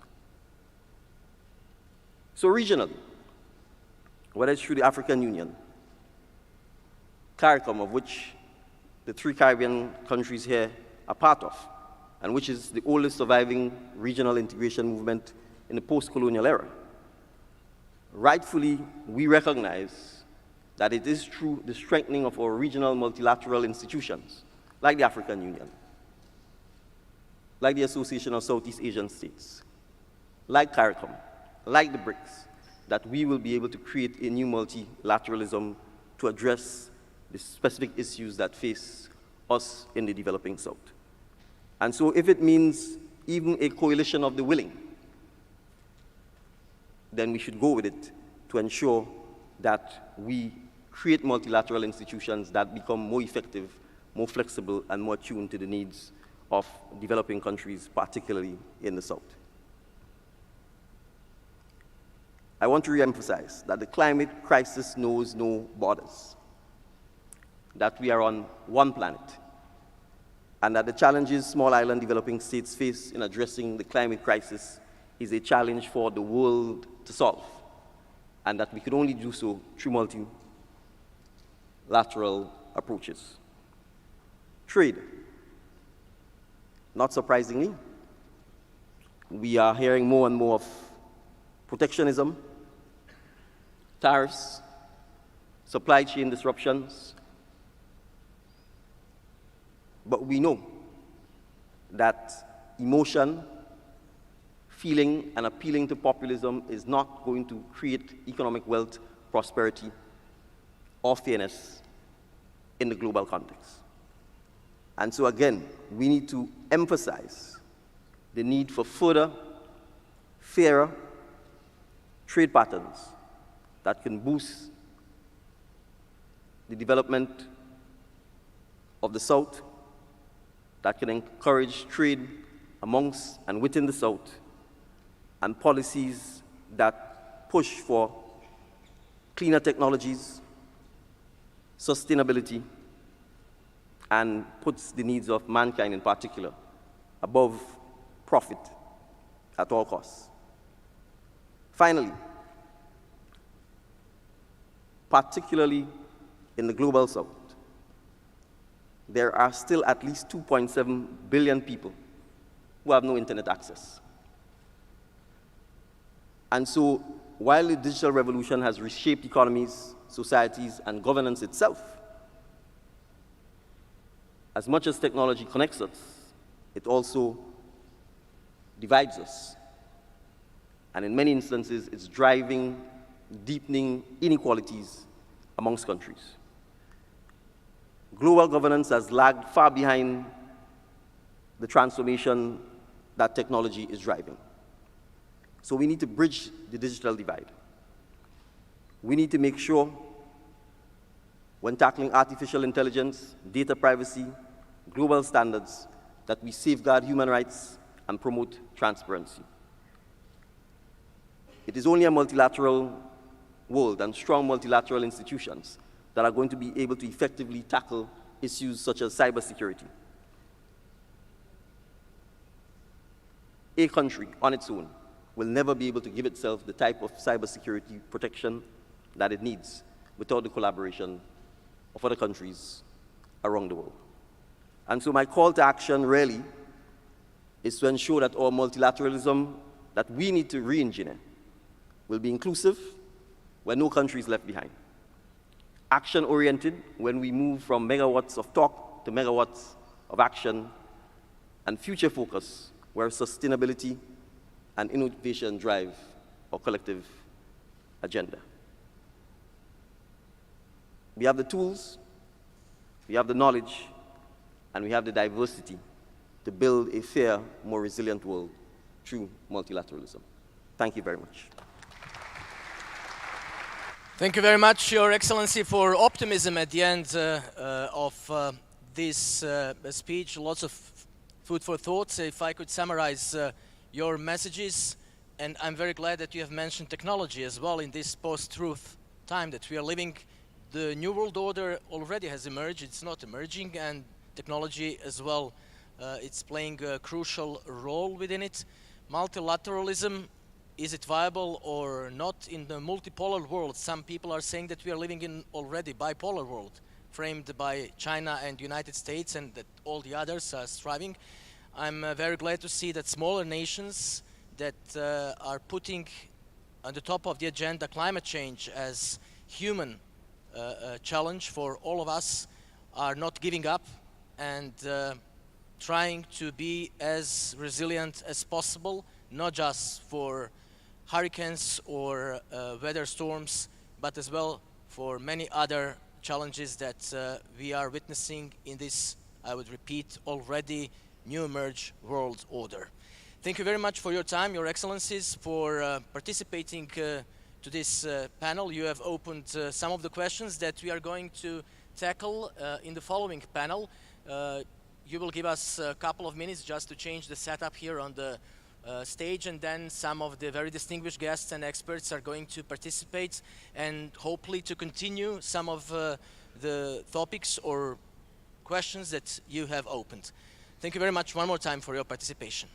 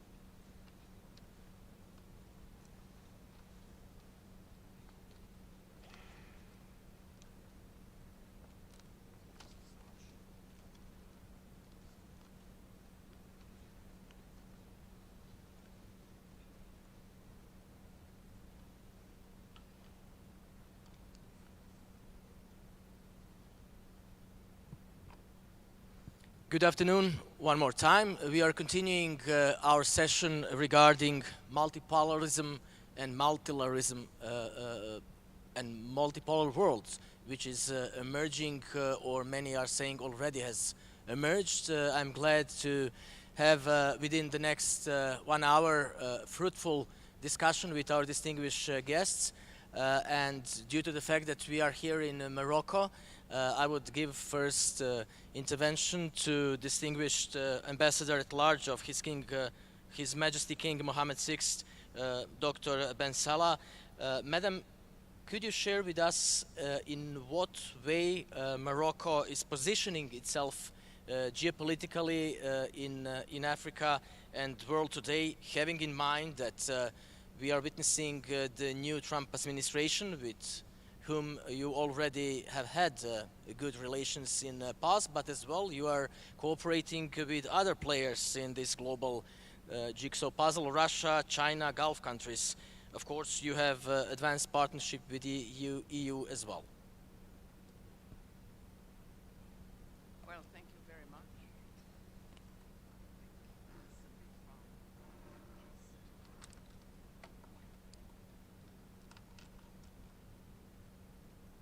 Thank you, Dragan.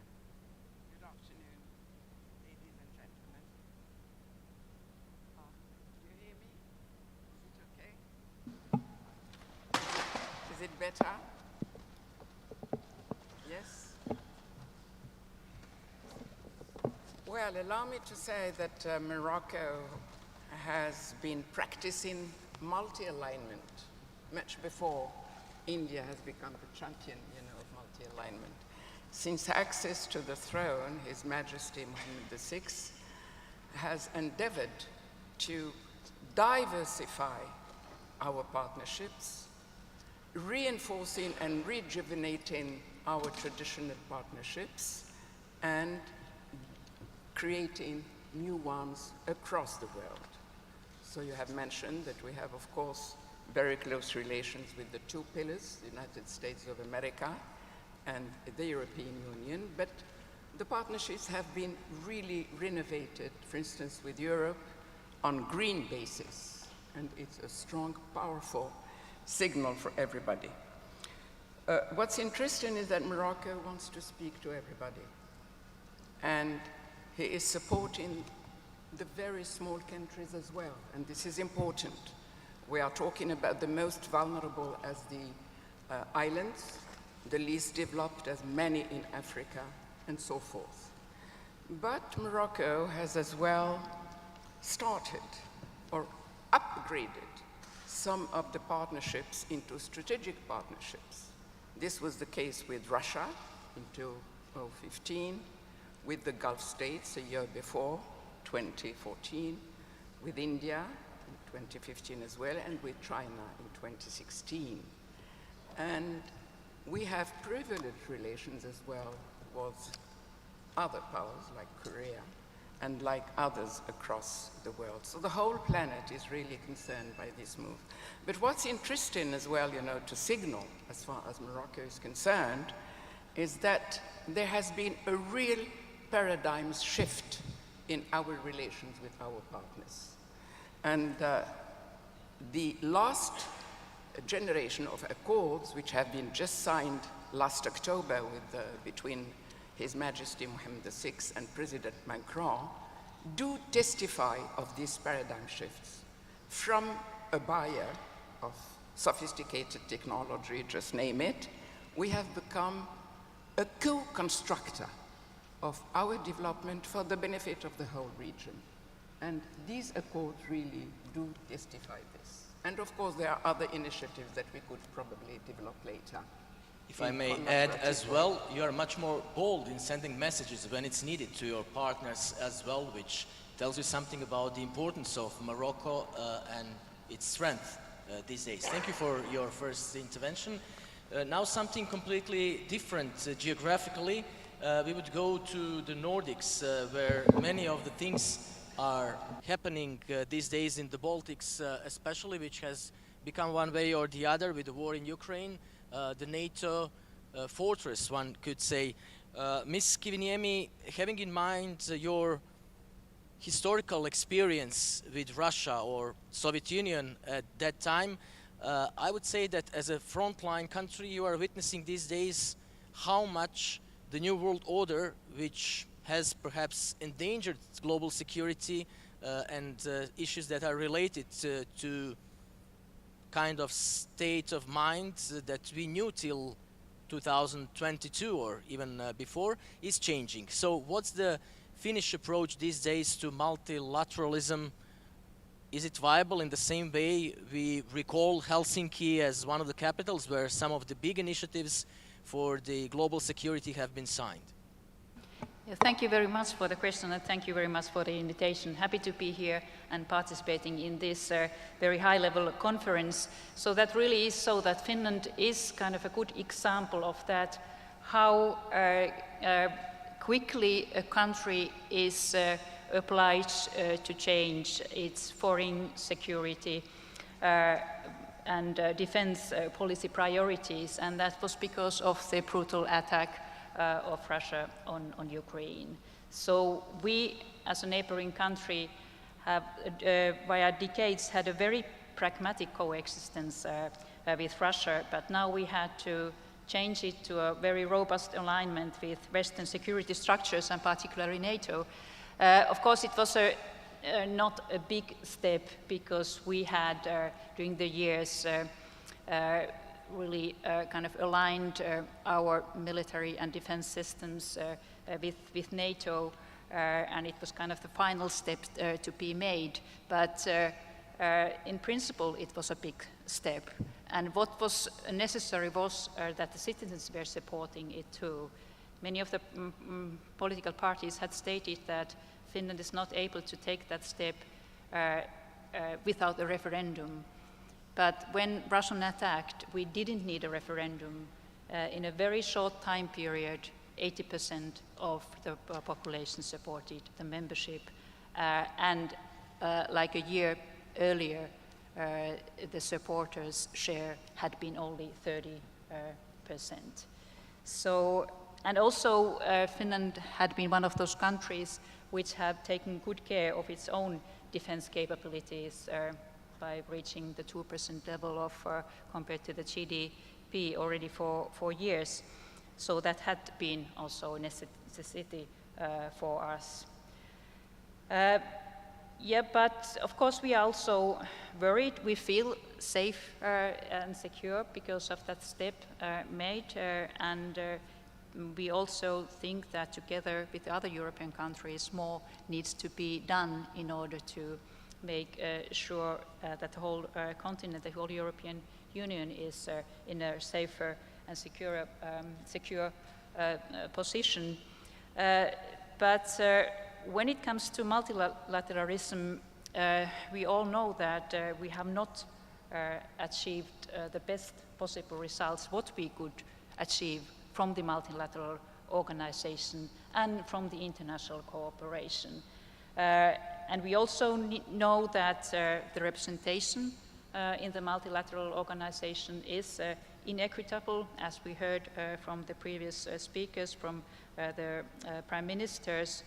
So it really is so that existing structures, that they often favor established powers, and they sideline smaller states and emerging economies in critical global decisions. And in UN Security Council, this is very clearly to be seen, and that is a good example.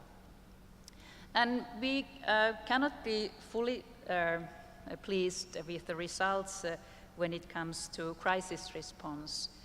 As we heard earlier today in one panel discussion, there are 164 military conflicts going on in the world. So creating world peace has not been possible via these multinational organizations and international cooperation. And we have not been able to fully tackle the climate change challenge, though good steps towards tackling it has been made. And maybe one of the reasons behind is that we kind of lack enforcement mechanisms in multilateral agreements. we don't have robust enforcement resulting in non-compliance without significant consequences. And also, there is erosion of trust in general among citizens, among nations, because of the certain ineffectiveness and bias in multilateral organizations. And I think that that has to be changed. I'm almost sure that all of us here in this room think that we should make multinational organizations great again. And for that, we need reforms in structures. The UN Security Council and reforming it is kind of the first step to be made.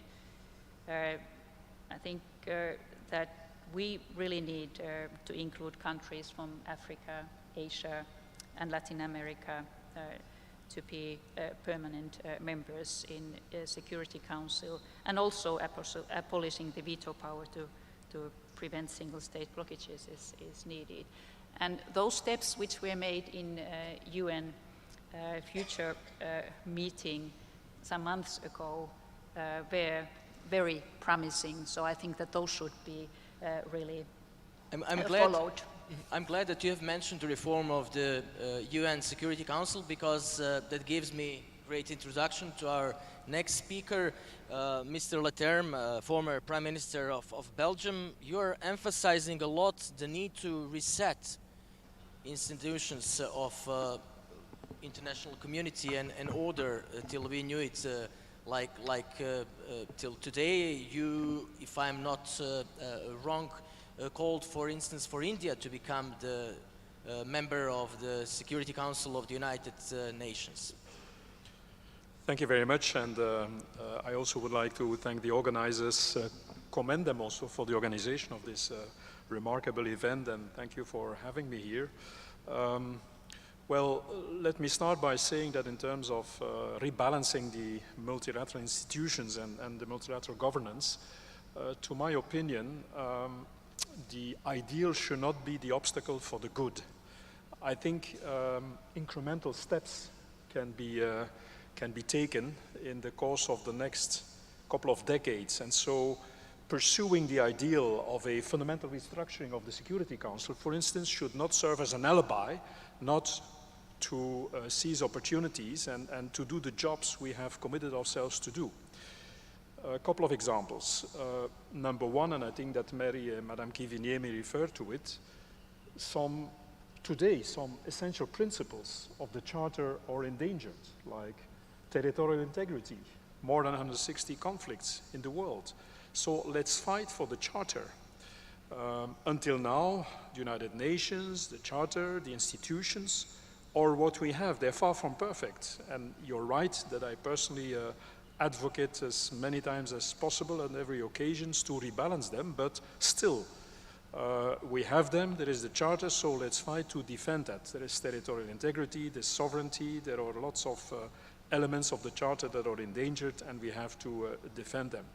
And of coming to that, what do you think about the Pact of the Future that was last year in the UN? That was actually my second point, is the conclusions of the Summit for the Future, which took place in, where the conclusions were adopted by the General Assembly in last September. And when you read the operational conclusions of that Summit for the Future, there's a lot of homework with the Agenda 2030, including on the governance of multilateral institutions as a whole, agencies of the UN, and the UN itself. So let's work at that.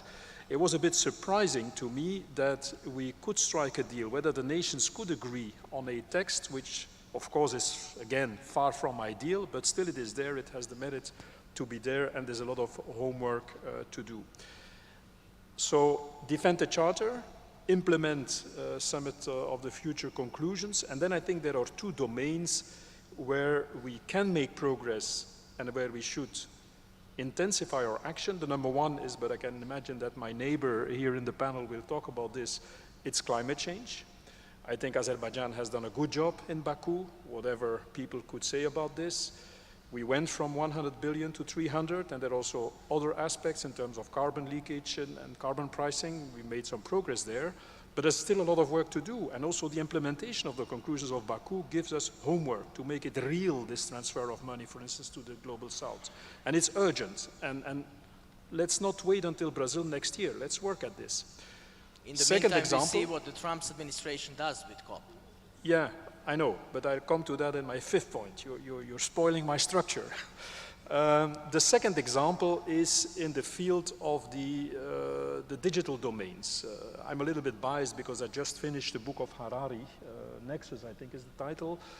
But I think that, for instance, what has been proposed with the digital compound over the last 4 or 5 years by the UN Secretary General in trying to agree on some fundamental principles in terms of the governance of these big platforms, big formats that are used now in digital exchanges, in introducing also AI, for instance, well, to work together there and to set up a common set of rules that we all accept, notwithstanding our difference in vision in terms of how you organize a society and what the fundamental rights of the citizens are, I think that's also homework. So fight for the Charter. Secondly, the Agenda 2030 of the Summit of the Future. 2 domains where we can make progress now, climate change and the digital compound. Last but not least, and then I come to your point, indeed, we as an international community, I think we should, in the course of the next 6, 7, 8 months, look very closely at what the new administration will do, not because we would have a prejudgment about these people, but they have announced such impressive changes in the way you organize international relations that I think the international community and our representatives have to watch very closely. What about the financing of the United Nations and its agencies? What about security policies? What about climate change agenda? Will the Paris Agreement still be respected by the US and so on? So that's the 5th domain where I think we have a lot of homework to do. And to summarize once again, I'm in total agreement that we have to fundamentally change the structure of UN institutions and not the least the Security Council. But I think there's sufficient, let's say, substance on the table to strengthen our multilateral cooperation and to do homework that is there. And so the ideal should not, what we pursue as an ideal should not be an alibi not to join forces, certainly with, and my final sentence, certainly with countries like Morocco, Belgium, countries that are represented here, where I think once the big elephants in the room are kind of looking at each other in a rising antagonism, I think that mid-sized and smaller nations can do a lot of good work. Thank you very much. Mr. Cholos, you're coming from part of the Europe where politically and economically there are huge interests of Russia and China. And there are some scholars that are saying that together with Moscow, China is trying to use the idea of multipolarity to attract many nations or governments from the global south especially, and that multipolarity has been a central topic of the China's foreign policy in the last years, while President Putin has approached Africa in this summit between Africa and Russia. So what do you say about the kind of assessment that there is a huge group of countries, some of them from the global south, but not all of them, that are trying to be non-aligned and that sort of are out on the open, being chased or attracted by some other players than the ones from the transatlantic alliance, let's say, in that regard? I think Romanian perspective would be very interesting, having in mind political and economic influence in that region, both of Russia and China. Oui, je vais répondre en français cette fois-ci. La Roumanie a une tradition de coopération avec la Russie soviétique et avec la Chine aussi, puisque même avant, sous le régime communiste, à un moment donné, le leadership politique de Roumanie avait renoncé à une coopération avec la Russie, avec l'Union soviétique, et elle a renforcé la relation avec la Chine. Donc il y a une tradition, mais actuellement l'économie roumaine est complètement connectée à l'économie européenne. Et même s'il y a eu des essais, parce que la Chine a été pendant un moment assez agressive pour essayer de diviser l'Union européenne avec ce format 16+1, quand le Premier ministre chinois venait tous les 2 ans pour rencontrer les 16 premiers ministres de pays de l'Est de l'Europe, mais ça n'a pas marché. Je n'ai pas vu pour l'instant un grand projet financé par la Chine en Europe de l'Est mené jusqu'au bout. Donc il y a cette tradition qui permettrait à l'Europe de l'Est et à la Roumanie d'être présente sur le projet européen dans la connexion avec l'Est, notamment approvisionnement des ressources avec des ressources énergétiques, parce que pour le modèle économique européen, l'énergie est clé. Mais je pense que avant ça, avant de parler de comment on va réarranger cette coopération, il faut partir d'un constat. Le multilatéralisme, malheureusement, a été compromis ces dernières années par des acteurs qui n'ont pas respecté les règles. On en parlait des conseils de sécurité, des résolutions qui souvent n'ont pas été respectées. Au-delà de ça, on voit que le multilatéralisme n'offre plus suffisamment de sécurité, même quand on parle de routes d'approvisionnement. On voit au-delà des zones de conflit qui sont maintenant sur la carte, il y a plusieurs endroits dans le monde où les transports ne sont pas en sécurité. Et donc, mon sentiment, c'est qu'on va d'une approche multilatérale vers une approche bilatérale, régionale.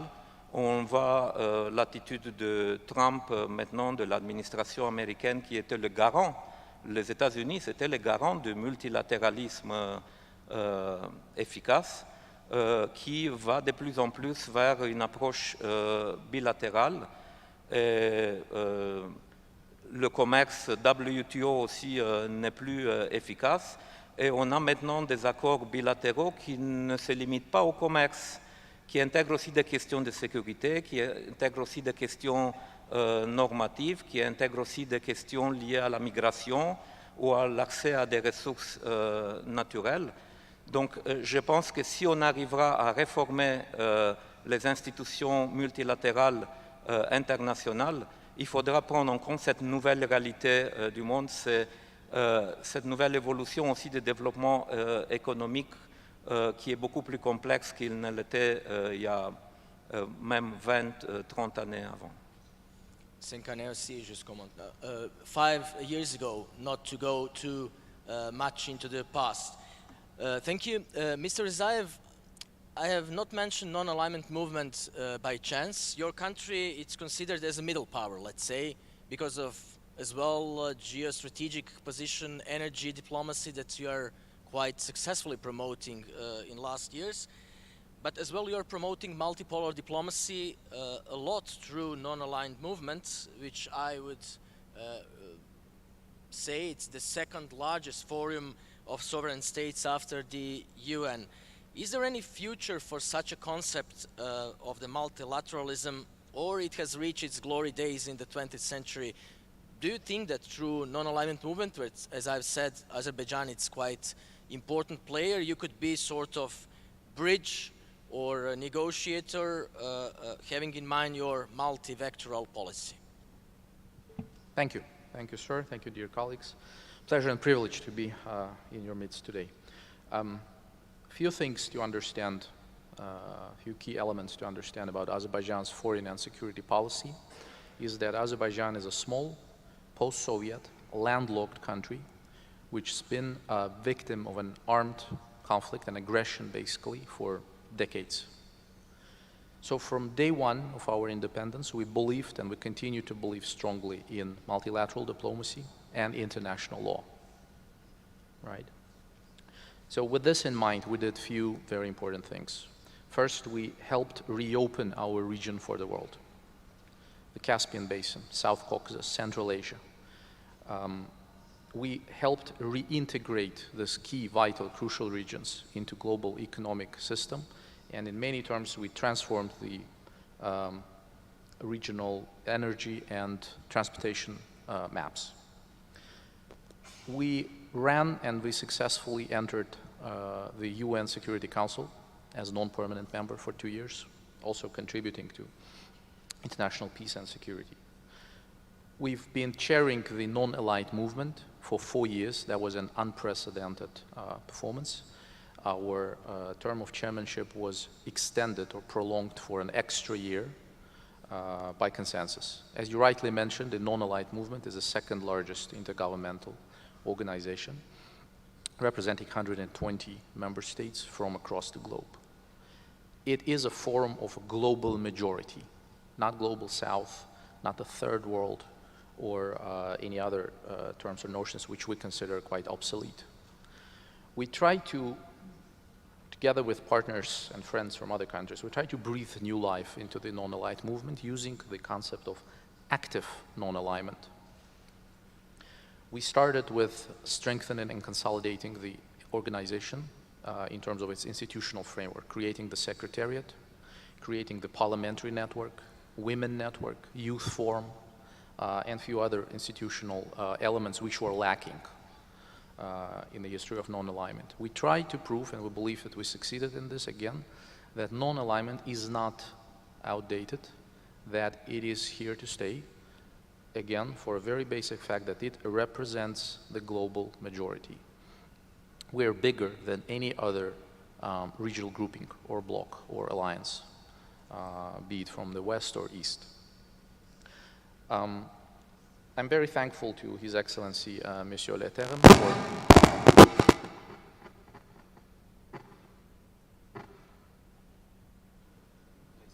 yeah, I hope we're all safe and sound. I'm very thankful to His Excellency Prime Minister Le Terme for mentioning the COP29. Very important process, I would say. We have just successfully hosted the COP29 summit in Baku, but this is not the end of the story. Our chairmanship will go on for almost another year until the next summit in Brazil. Very important agreements and achievements at the COP29. The Baku finance goal sets a new global target to channel 1.3 trillion climate finance to developing countries by 2035. That is a significant uplift. And this includes a new core finance goal of 300 billion, which triples the previous 100 billion target. The Fund for Loss and Damage finally became operational after years of dialogue and debate. And last but not least, the famous Article 6 of the Paris Agreement, which has been stuck in a limbo for almost a decade, also now fully operational. This was not an easy task. Our chairmanship, our presidency really invested a lot in trying to bridging the gaps and building up the consensus, and we believe that we succeeded it despite an enormous negative deliberate campaign to make the COP29 a failure. A lot of member states were subjected to an unprecedented lobbying and pressure campaign with a very simple message: boycott the Baku COP, for various reasons, but mostly because a number of countries are very unhappy with the way Azerbaijan protects and develops its sovereign foreign and security policy.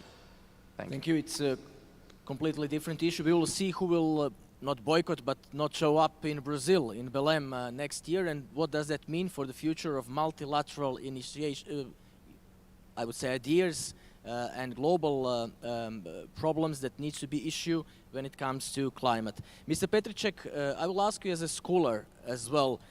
We have seen recent speech of the Chinese President Xi this month, I think, practically saying that China is taking over of this role of moderator of global trade. After the USA, with the new administration, finally would once again give up on that. What does that mean in the current multipolar world, and how do you see horizon if we are living it in this bipolar world where United States and China are making the rules and all the others are in the first row of the public? Good afternoon, and it's great to be back in the beautiful city of Tangier. First of all, I would question the fact that we are moving to kind of like bipolar order. If we see some changes, I think these changes will lead us more towards what I call a kind of like asymmetric multipolarity with different orders. Look, for example, in an area of security, there is still unquestionable leader in the world. We can speak still about the United States as unchallenged security actor. None other than the United States have the global reach. China is still only a regional security actor, not a global security actor. In terms of trade, there will be a big question mark whether we are moving towards bipolar economic and trade order or multipolar. And I would guess we will see more a fragmentation of existing global governance on trade and economic cooperation, more of a regionalization, and at the end we will see more of a multipolarity rather than bipolarity. We still have key actors like India with very fast growth and development, Brazil. I'm from Europe. I'm not as skeptical as many Europeans about the economic future of Europe. I think that Europe will play still a very important role in global economy in the future. So we will have more of a multipolar economic order with a number of centers around which different formats of cooperation will emerge. What we probably see is that we will have still the system of UN working very well, in quote.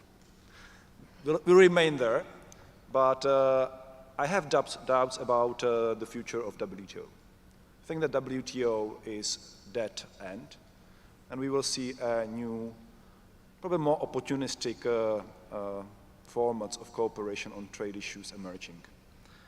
And if I may add to the debate, I think what we are still missing mostly is that we don't have effective, and we never had actually effective global governance on global commons. We see it now in, for example, maritime governance with China in the South China Sea. We see it in Arctic, for example, that we don't have effective governance of global commons. Climate change, sorry, I'm a little bit less optimistic about the outcome of COP29, and I'm also not expecting much from COP30. We are not on track to stabilize our climate, which is a global common. And I'm not speaking also about like space, for example. We have totally new domains of global governance where actually states are not necessarily the only actors. Look, for example, when it comes to space, where we see an increasing competition, the most active player is actually a private sector, Elon Musk, who is jamming the space allowed by US agencies, not by international agencies. He's jamming the space with his satellites. And this space is no longer free for others. And space is a global common again. So I think there will be a lot of friction in the future, and the discussion on global governance will have to refocus back on the debate about global commons. And I hope that even with Donald Trump, we will be able to do it. Thank you. We have mentioned so many times within these 45 minutes the United States of America, so I'm glad that we have someone very knowledgeable with huge experience security-wise, a lot in that regard. Ms. Long, for much of the second half of the 20th century and till now in 21st century, the United States was sort of hegemon, but on voluntary basis, championing the multilateral system and sort of Western universalism. through soft power, sometimes military interventions, and things were within that framework. Now Mr. Trump is back again in the White House. We know what he has done the first actions when it comes to multilateralism. He withdrew from the Paris climate agreement. The Iran nuclear deal was as well put aside, Trans-Pacific Partnership as well. So what we could expect from him, if you see in this magic ball, now coming back to the White House, the death toll of multilateralism as we knew it till now, or something else? Would we witness just some bilateral pragmatic alliances?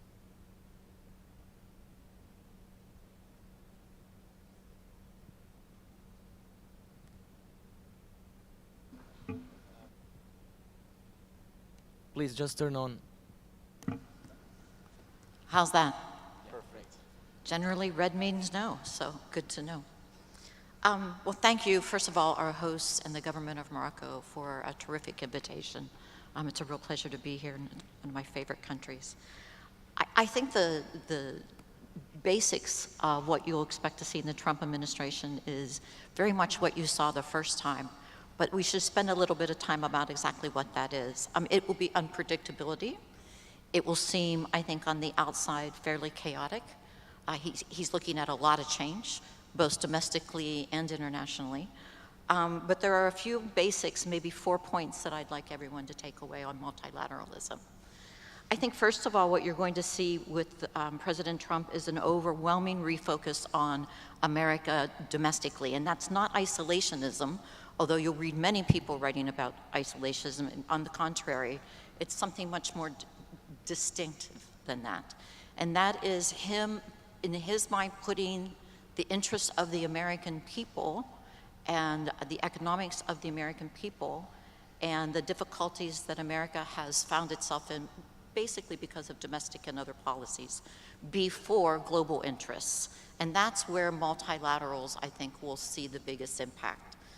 The second is he has a great skepticism about multilateral institutions themselves and multilateral collaboration, which he sees very different than cooperation. A lot of times when we speak in the multilateral world, we collapse those two concepts. I don't think the president is going to collapse those two concepts. He's happy to cooperate, but at the end of the day, I think he's deeply suspicious and in some cases antagonistic toward some of the most prominent multilateral institutions that we all think of. The United Nations, he has real issues there, particularly when you find Iran taking a leading role in humanitarian functions. I think he finds that hypocrisy and outrageous. I think he would say that the national interests of the United States is not well represented on the Security Council. And while fundamentally most of the Bretton Woods framework, I think he's quite supportive of.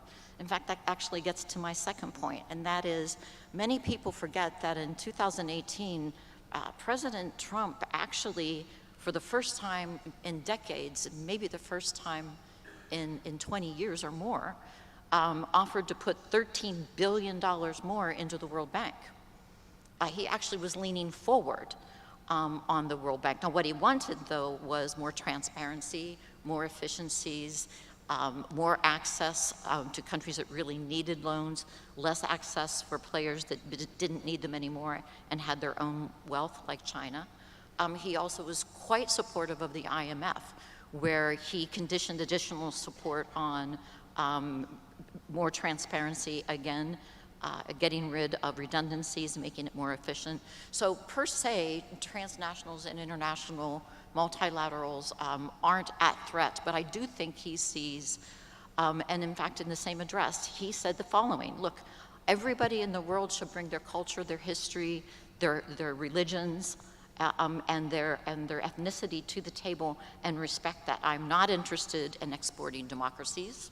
I am not interested in America being an expeditionary military to bring justice or bring something that is not native to the country, but I am interested in where our interests coincide and emphasizing that. I don't think he's going to make countries choose between China and the United States.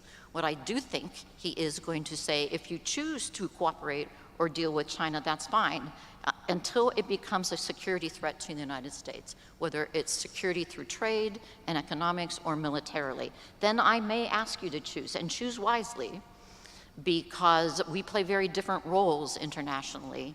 And Marxism and socialism and what Iran is exporting and what Russia stands for is unacceptable in the world order we have agreed to and that we support. So your acts will be judged in terms of whether it makes the world a better place, secondly, but America safer, firstly. So if I understood well, it's not just the transactional approach, it's some values after all. I'm sorry, I couldn't hear the first part of your question. Yeah, if I understood well, the message is not just the transactional kind of cooperation or approach. There are some values as well in those kind of the alliances or multilateral approach. Absolutely, it's going to be a multipolar world, I think, and this is where, frankly, the global south is going to have a lot of opportunity, because he's going to look at regional, bilateral, and one-on-one relationships, particularly in trade. He's not going to be as interested in these big cooperative movements that, at the end of the day, he's not sure what the benefits are for the Americans. Once businessman, always businessman, I could Yep. say. Yeah, Mr. Hill, you have served more than 20 years of public service in support of justice, rule of law, values, as I have mentioned, at national and multinational level. You know how multilateralism works, or what are the foundations. So these days we are witnessing, one could say, complete ineffectiveness of multilateral organizations, having notably UN at the helm of that. How to change this if we want to have a viable future as international community? Well, thank you very much. It's really a pleasure to be here. Over the course of my own journey with multilateralism, I can say that there have been many partners, and Morocco has always been a key player in the multilateral space, and so it's a real honor to be here in Morocco to address you and be with you today. So I guess to answer your question, how can we fix an ineffective multilateralism? Why don't we dig down a little bit into maybe the unseen parts of multilateralism? Maybe that's what I can put on the table here. So it's obvious that multilateralism cannot be static, and that it needs to evolve, and I really appreciate that almost every panelist has kind of said that in one way or another. We need to confront the skepticism that exists about multilateralism, not just in one country. It's a country that I also come from, the US, but I would say around the world. And the way I think that I agree with very much with Mary Beth Long, that the way to address that skepticism is to show the ways in which, the tangible ways in which multilateralism adds value to the lives of people. Because in the end, multilateralism is about people and about really not supplanting states, but supporting states in their ability to deliver better outcomes for their people. So that's kind of one basic insight. I think leaders of multilateral institutions, but also political leaders in the member states, it's really incumbent on them to highlight this element more. One book that I have always thought is interesting is a very simple volume called 100 Ways That International Law Affects Your Life. It's published by the American Society of International Law, of which I also serve as the vice president. And it's a book that is really simple, but it talks about, you know, how do international institutions set the rules that actually run everything in our lives, starting from time zones to the way in which internet protocols work, to the way in which our cell phone works. So let's always remember that it's very easy to focus on the big institutions, the ones that are you know, may seem broken or ineffective, but I think we have to be fair to multilateral institutions. I mean, look at a place that I served, NATO. We often talk about NATO in the big picture, the strategic picture. That's very important. A lot of people don't focus on the way in which NATO has, for example, created an alphabet that's used around the world, right? The NATO alphabet, the way in which NATO has standardized industrial standards, those kind of things. We don't focus on that enough. This is what I call unseen multilateralism. In the area of being fair to larger institutions, and it's already been mentioned by a couple of the speakers here, despite the perception that there's a huge paralysis at the UN, which is true on some issues, notably because of the horrendous things that many speakers have mentioned, the UN has managed to put out progress in a number of areas. In the area of the regulation of ocean territories, there's been a recent agreement on the governance of biodiversity beyond national borders, and that's of crucial importance for the world community. So I think we need to be fair. What are the lessons, and maybe this gets to your question here? Inclusive multilateralism. The areas of multilateralism that I think have succeeded in the past few years have actually been areas where there have been multi-stakeholder approach. This has already been referenced by some of the speakers. More inclusive ways of incorporating the perspectives of also the private sector, of civil society, of NGOs into the UN's work.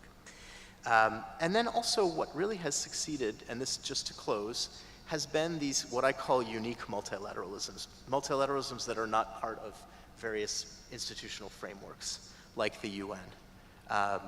You could even think of NATO as something like this. NATO is not really within the UN system yet. It's a major multilateral universe of its own. But there's many such institutions right now.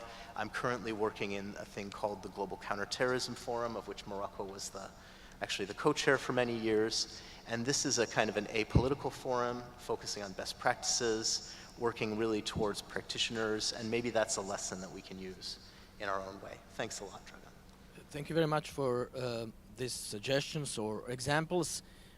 We have like 20 minutes more, so please be free to jump in if you need to react with something. In the meantime, I will give the floor again to Dr. Ben Salah. We have heard many times about Global South in this discussion, any other discussions as well these days. It's part of this reshaped global governance. As the country that is promoting a lot South-South cooperation, Morocco, could be considered as one of the engines of this cooperation within African continent a lot. But you are not part of BRICS because of one or the other reasons. But could you, from your North African perspective, explain to us, many of us here are Europeans from the other side of the Mediterranean, what is BRICS? Is this some kind of resiliency statement that has emerged in a global geopolitical fragmentation or something else? And are there any other ways, like Morocco is doing itself, for the countries from the Global South to pursue its own strategic goals without being part of BRICS? Allow me, without before jumping into specifics about Morocco, to say a few words about your questions concerning multilateralism at large, because we are concerned as well by that. Many shortcomings to answer the first questions you had asked. They have been listed. I don't want to come back to that. But if we had to say one characteristic which describes and sum up the present multilateralism, it could be its incapacity to manage complexity, to address efficiently the rising challenges, on top of which its main duty to promote peace, both between humans and between humanity and nature. And it's incapable of stopping war on top of that, and even genocide as we are seeing it in Gaza. So perhaps we could think of this paradox, which is proper to humanity.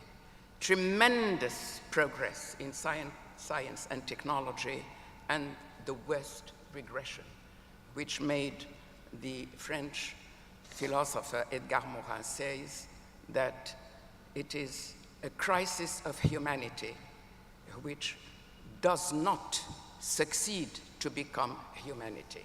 So it's a much larger problem than just multilateralism. I think it's a characteristic of the society we are living. So it's not necessary to go through all the challenges. They have been spoken of. I would like just to say that these challenges, to answer one of your concerns, have been made worse by the new emerging trends in geopolitics. Unilateralism, and tomorrow, more of protectionism, which will remind us of this very sad early 30s, where competitiveness has brought fatal results and ended up in the setup of the United Nations.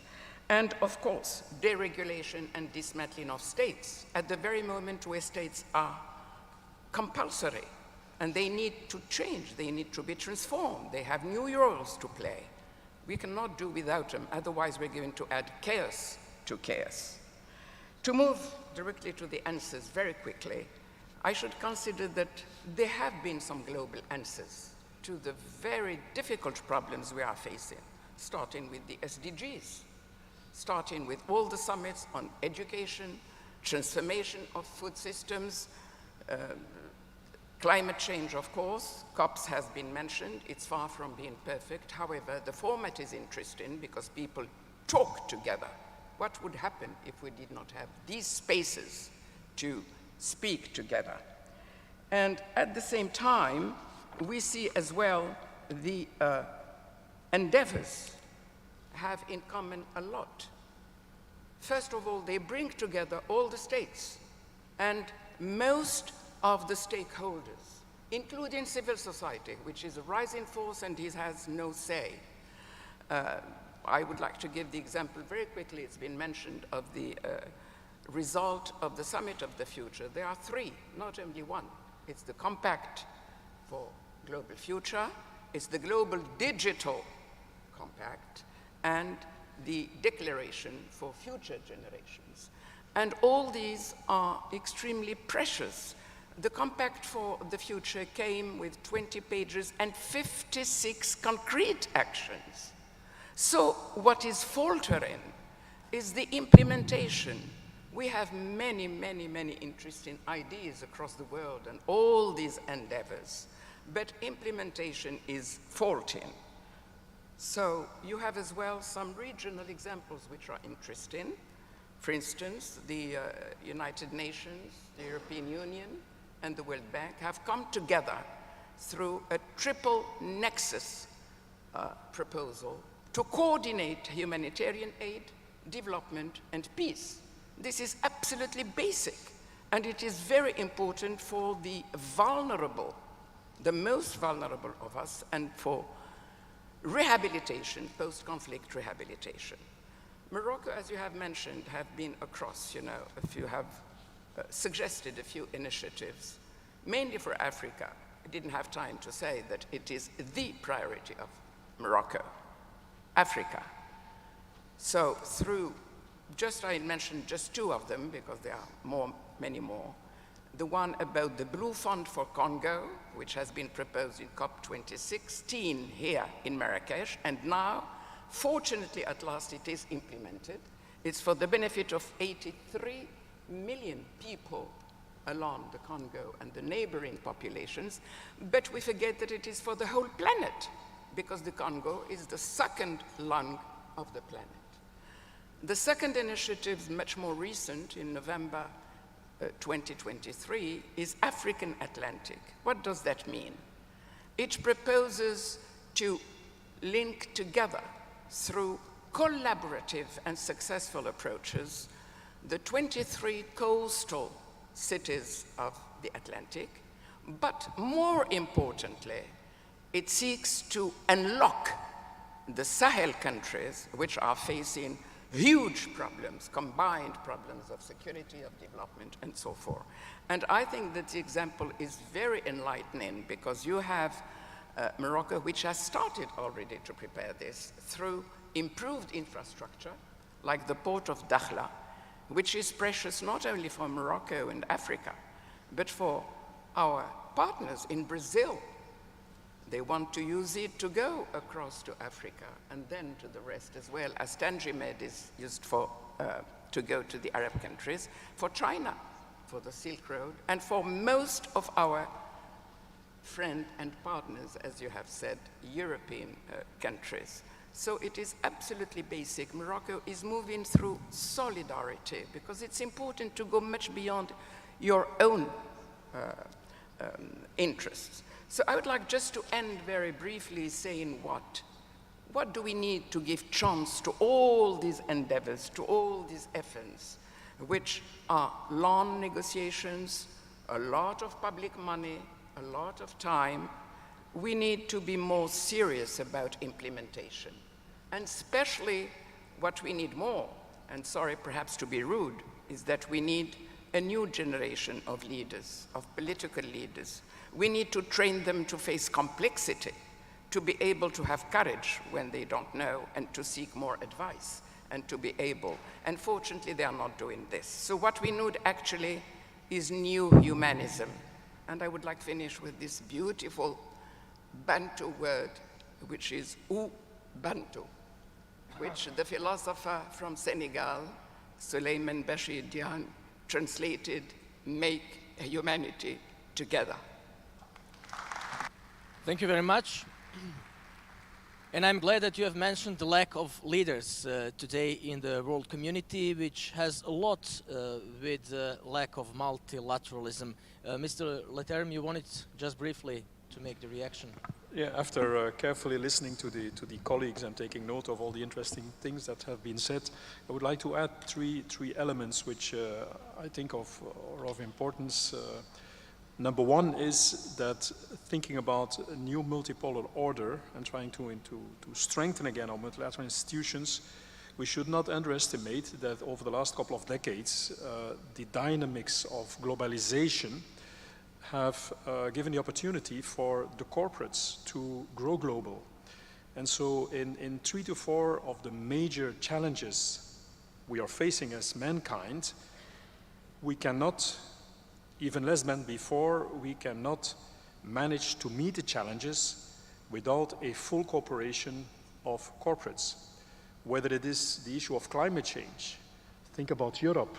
Mr. Ciolos has been a prominent member of the European Commission. Well, for instance, the targets set in terms of renewables, in terms of reducing CO2 emissions, we can simply not reach these targets if we cannot count on the global companies, not only European companies, but also American and Chinese companies. And so we have to work with these global corporates. Or another example, AI and ICT developments, we have to avoid the kind of decoupling that is now taking place with kind of duopoly. And so we need the corporates and a good dialogue with corporates, not as close as Mr. Musk will be to Mr. Trump, but a good understanding and dialogue of each other's responsibility and a good cooperation between the public authorities in the multilateral order and the corporates. First remark. The second one is that, and I will put it a little bit frankly and maybe too brutal, to my opinion, the chances to strengthen again multilateral cooperation depends to a very important extent whether the American friends will manage to contain their tendency to dominate. The US has been the power of the 20th century, and I'm very grateful to the US nation for protecting a couple of crucial moments in recent history, even the lives of Europeans. So we don't forget that, but it is crucial that Americans would be ready in the future to better share power and to allow also other emerging nations to be active, to develop their economies, to develop their influence. And so this idea of sharing power and create a level playing field where there is fair competition, but also the rules apply to all partners in the multilateral cooperation is key. Last element, very short, I see you nodding. I think we should also be aware of what is called in science the proximity and negativity bias. Proximity bias, we all consider the time we are living in as the most important in mankind. And the second is we tend to consider the time we are living in as subject to very negative developments. Let's not be blind for the fact that, well, history is built up over generations and generations. And number two, that there is also a lot of progress in different domains, not the least in this part of the globe, actually. Thank you very much, and you have given me the line for finishing up, and we will back again go to the States. Ms. Long, when I'm asking you that, I know that you have studied in Taiwan, then in China as well, if I'm not wrong, so one could say that a bit you know Chinese mentality. When we are seeing that horizon that is in front of us, which in many ways looks very gloomy for the international cooperation or community, are we preparing them ourselves, or China and the States are preparing themselves for this final countdown on the Pacific where many things are moving, and in what way that could damage or endanger multilateralism there as well in Asia, which is very much related to some security issues that have the impacts now in many wars and conflicts around the world? Well, I think as a practical matter, you've touched upon my father would say the pig in the living room, other people would say the elephant.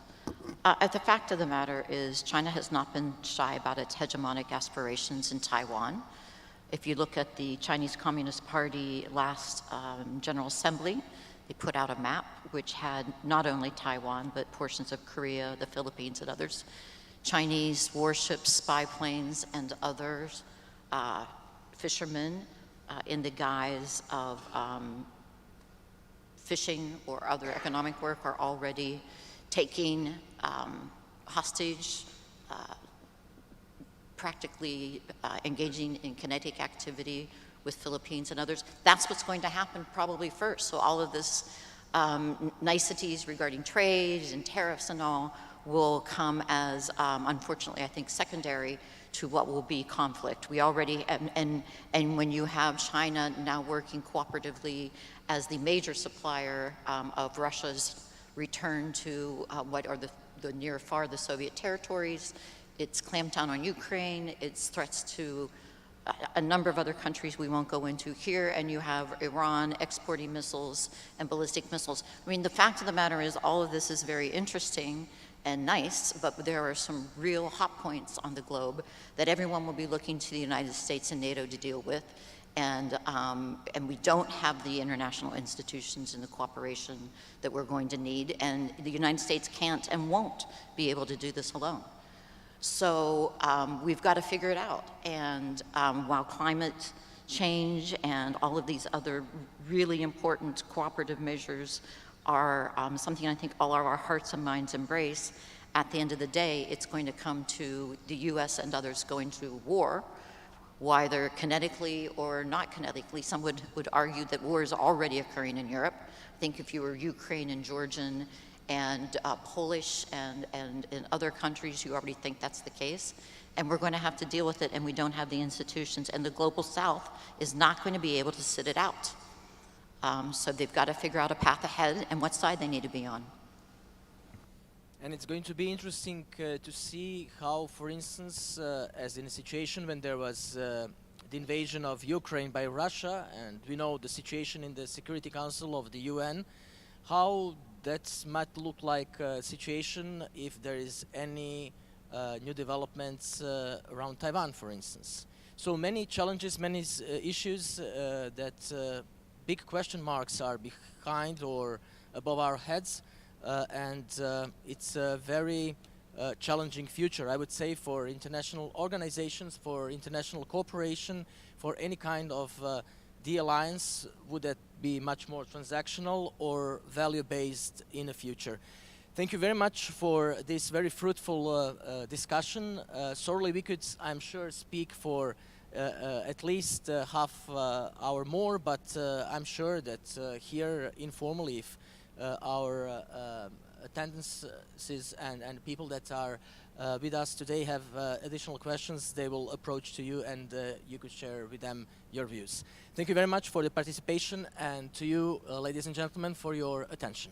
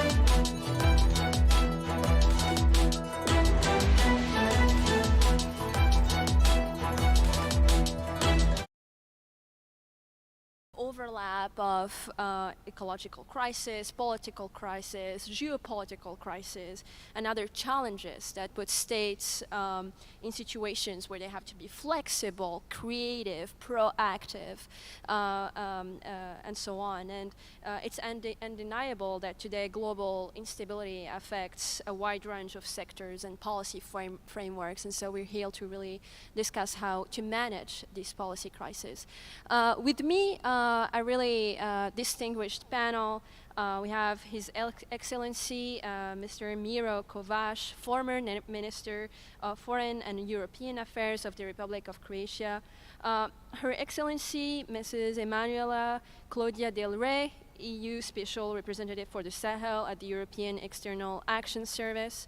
We have also with us General Edouard Simeon, senior expert at the New Strategy Center at the University of Oradea, as well as Mrs. Alicia Pavia, Associate Director of the Atlantic Council's North Africa Program, and last but not least, Fabian Zulig, Chief Executive and Chief Economist at the European Policy Center in Brussels. So really to start our discussion here, I'd like really to ask His Excellency former Minister of Foreign and European Affairs, Miro Kovač, about how, and also Emanuela Claudia Del Rey, about how can states develop flexible diplomatic approaches that account for interconnection of crises while ensuring national sovereignty. And I guess the war in Ukraine is one of the first ones that come to mind. Yeah. Yeah. Yes, thank you. So basically what happened almost 3 years ago when Russia started its invasion in Ukraine compelled the European Union member states to start thinking differently. So the big test will be right now, after Mr. Trump takes over and becomes once again the American president, if the European Union member states, if Europe in general will be ready to start thinking differently when it comes to security of the European continent. Thus far, we have relied upon our American friends to take care of our security. It goes without saying, even sometimes when we are critical of the US, that the Americans take care of our security. The challenges are so big in our nowadays world.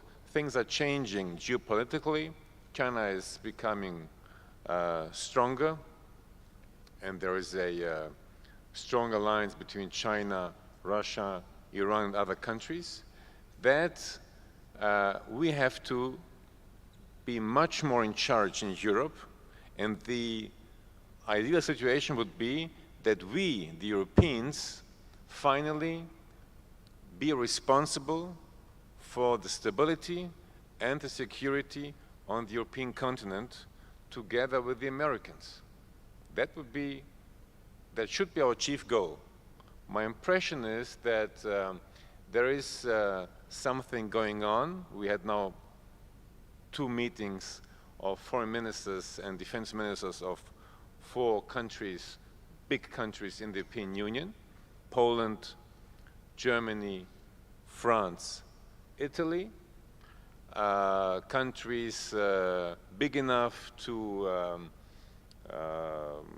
finance and also to send troops outside their countries to ensure stability. In the long run, we have to be in charge of European stability.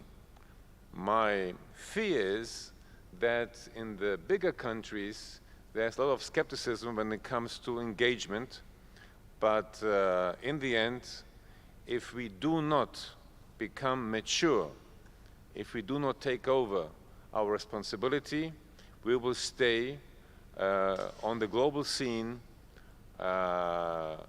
we will become marginalized. And this is something Europe should not allow itself. Thank you. Yeah, Mrs. Del Rey, if you can please expand on that and also give us how states right now are developing new, give us an insight on how states are developing new flexible approaches to these crises. Thank you very much. Flexibility is essential in this moment. Our friend from the Czech Republic mentioned one of the most serious crises we are going through as European Union, and not only, obviously, all the global order, which is the attack of Russia to Ukraine. But obviously, we live in a moment in which there are many crises ongoing, and I have to say very clearly that one of the major issues is certainly the crisis of multilateralism, in the sense that, as this Congress says, it is important to concentrate on sovereignty, which is promoted also by the newly elected President Trump. But I think, and many think, that within this concept of sovereignty to face crisis in a multipolar world, we have to be sure that our multilateral system becomes really efficient. What do I mean by this? Meaning that multilateralism is not in contrast with sovereignty, because it actually offers to sovereignty an opportunity to develop in a platform which is global, that can really respond to global crises. Obviously, to render it efficient, we need the respect of treaties. We need to be sure that our system is based on the rule of law. And of course, we have to be able to extend multilateralism to a global reality, because we cannot apply the same approach that we were applying 50 years ago. The European Union itself has changed over the years. We have matured. We have a different approach, for instance, to the African continent, to other continents, and especially to crisis. What can we do to obtain this efficient multilateralism? We need reforms, of course. We need to render multilateral organizations more adequate to achieve goals. But also we need to be aware of the fact that in order to respond to this appeal to sovereignty, which is a way of countries to defend themselves from excessive impact and influence from exterior actors, we can respond with the concept of ownership, because ownership is a way of certainly recognizing the identities, reinforcing and strengthening the national identity and opportunities, and also, of course, to avoid biases that depend on post-colonialist attitudes and other things that we know we discuss every day. To conclude, I want to say that obviously all this can be done. We are going towards ownership, we are going towards a rethinking of multilateralism, but we have to avoid, and this is for me the biggest challenge, dogmatism. Because after 40 years of experience in conflict areas and in diplomacy and negotiations, I can tell you that at the moment we tend to respond to the crisis with the dogmatism, just deciding in advance what it is true, what it is wrong, and we forget that instead the situations are so complex that deserve much more attention and much more analysis. So in this concept that I have expressed, I repeat, my major points are that we need multilateral, to make multilateralism more efficient. We need certainly to promote ownership instead of just sovereignty that can become an ideological trap, and of course avoid dogmatism to promote complexity. Thank you. Yeah, thank you both. So we've heard really the emphasis on efficiency, creativity, and also how much it's important to avoid dogmatism when dealing with it from a political standpoint. But Mr. Fabien Zulej, as a chief economist, how do you see states tackling this crisis? Because, for example, whether it's the war in Ukraine or in Sudan, there's a huge problem when it comes to supply chains, to food security, energy security, and so on. And how do you see states being flexible when it comes to adjusting to these challenges? Thank you very much. Thank you for inviting me to be here. Unfortunately, my answer is going to be rather negative. I don't see states tackling these crises. I think we have a global problem, and that global problem is getting worse, not better.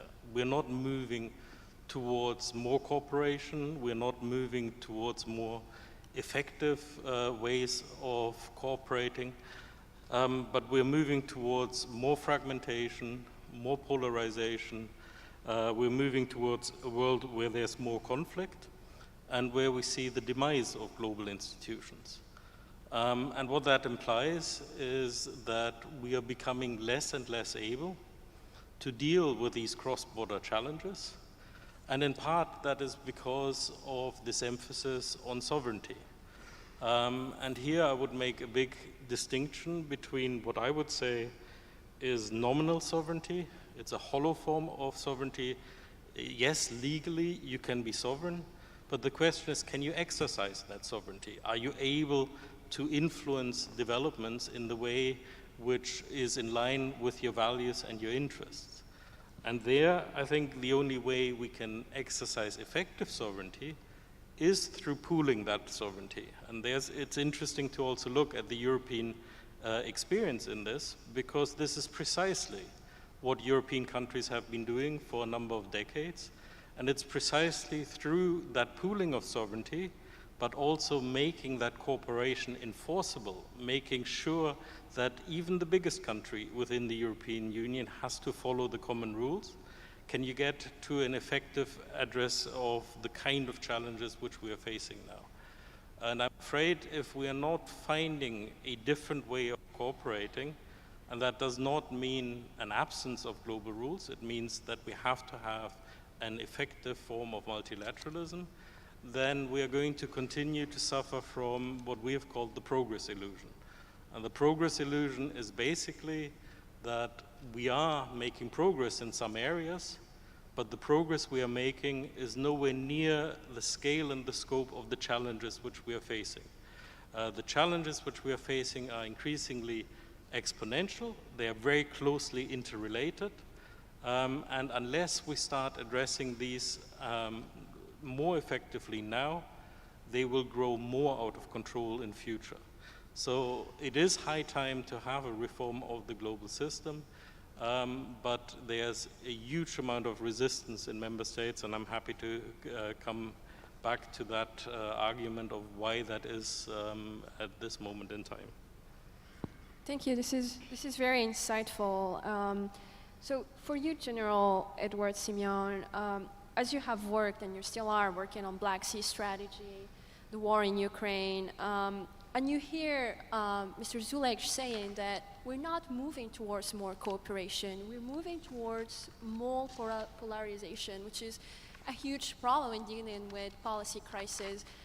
How do you respond to that? And second, in your work, do you see international cooperation emerging at all? Thank you very much. And yes, you're right. We in Romania, we are very much concerned on the situation in Ukraine, but more precisely on the Black Sea, as we're a river country. And in order for everyone to better understand the situation there, from the very beginning, the Russians have tried to focus more on the southern Ukraine with the primary intention to occupy that zone, with direct intention to obstruct Ukraine from access to the sea and subsequently to their exports. That have generated immediately a problem in food supply at global level. Africa being very, very much affected by that. And by that, Russia demonstrated that they simply weaponized the sea traffic with global effects.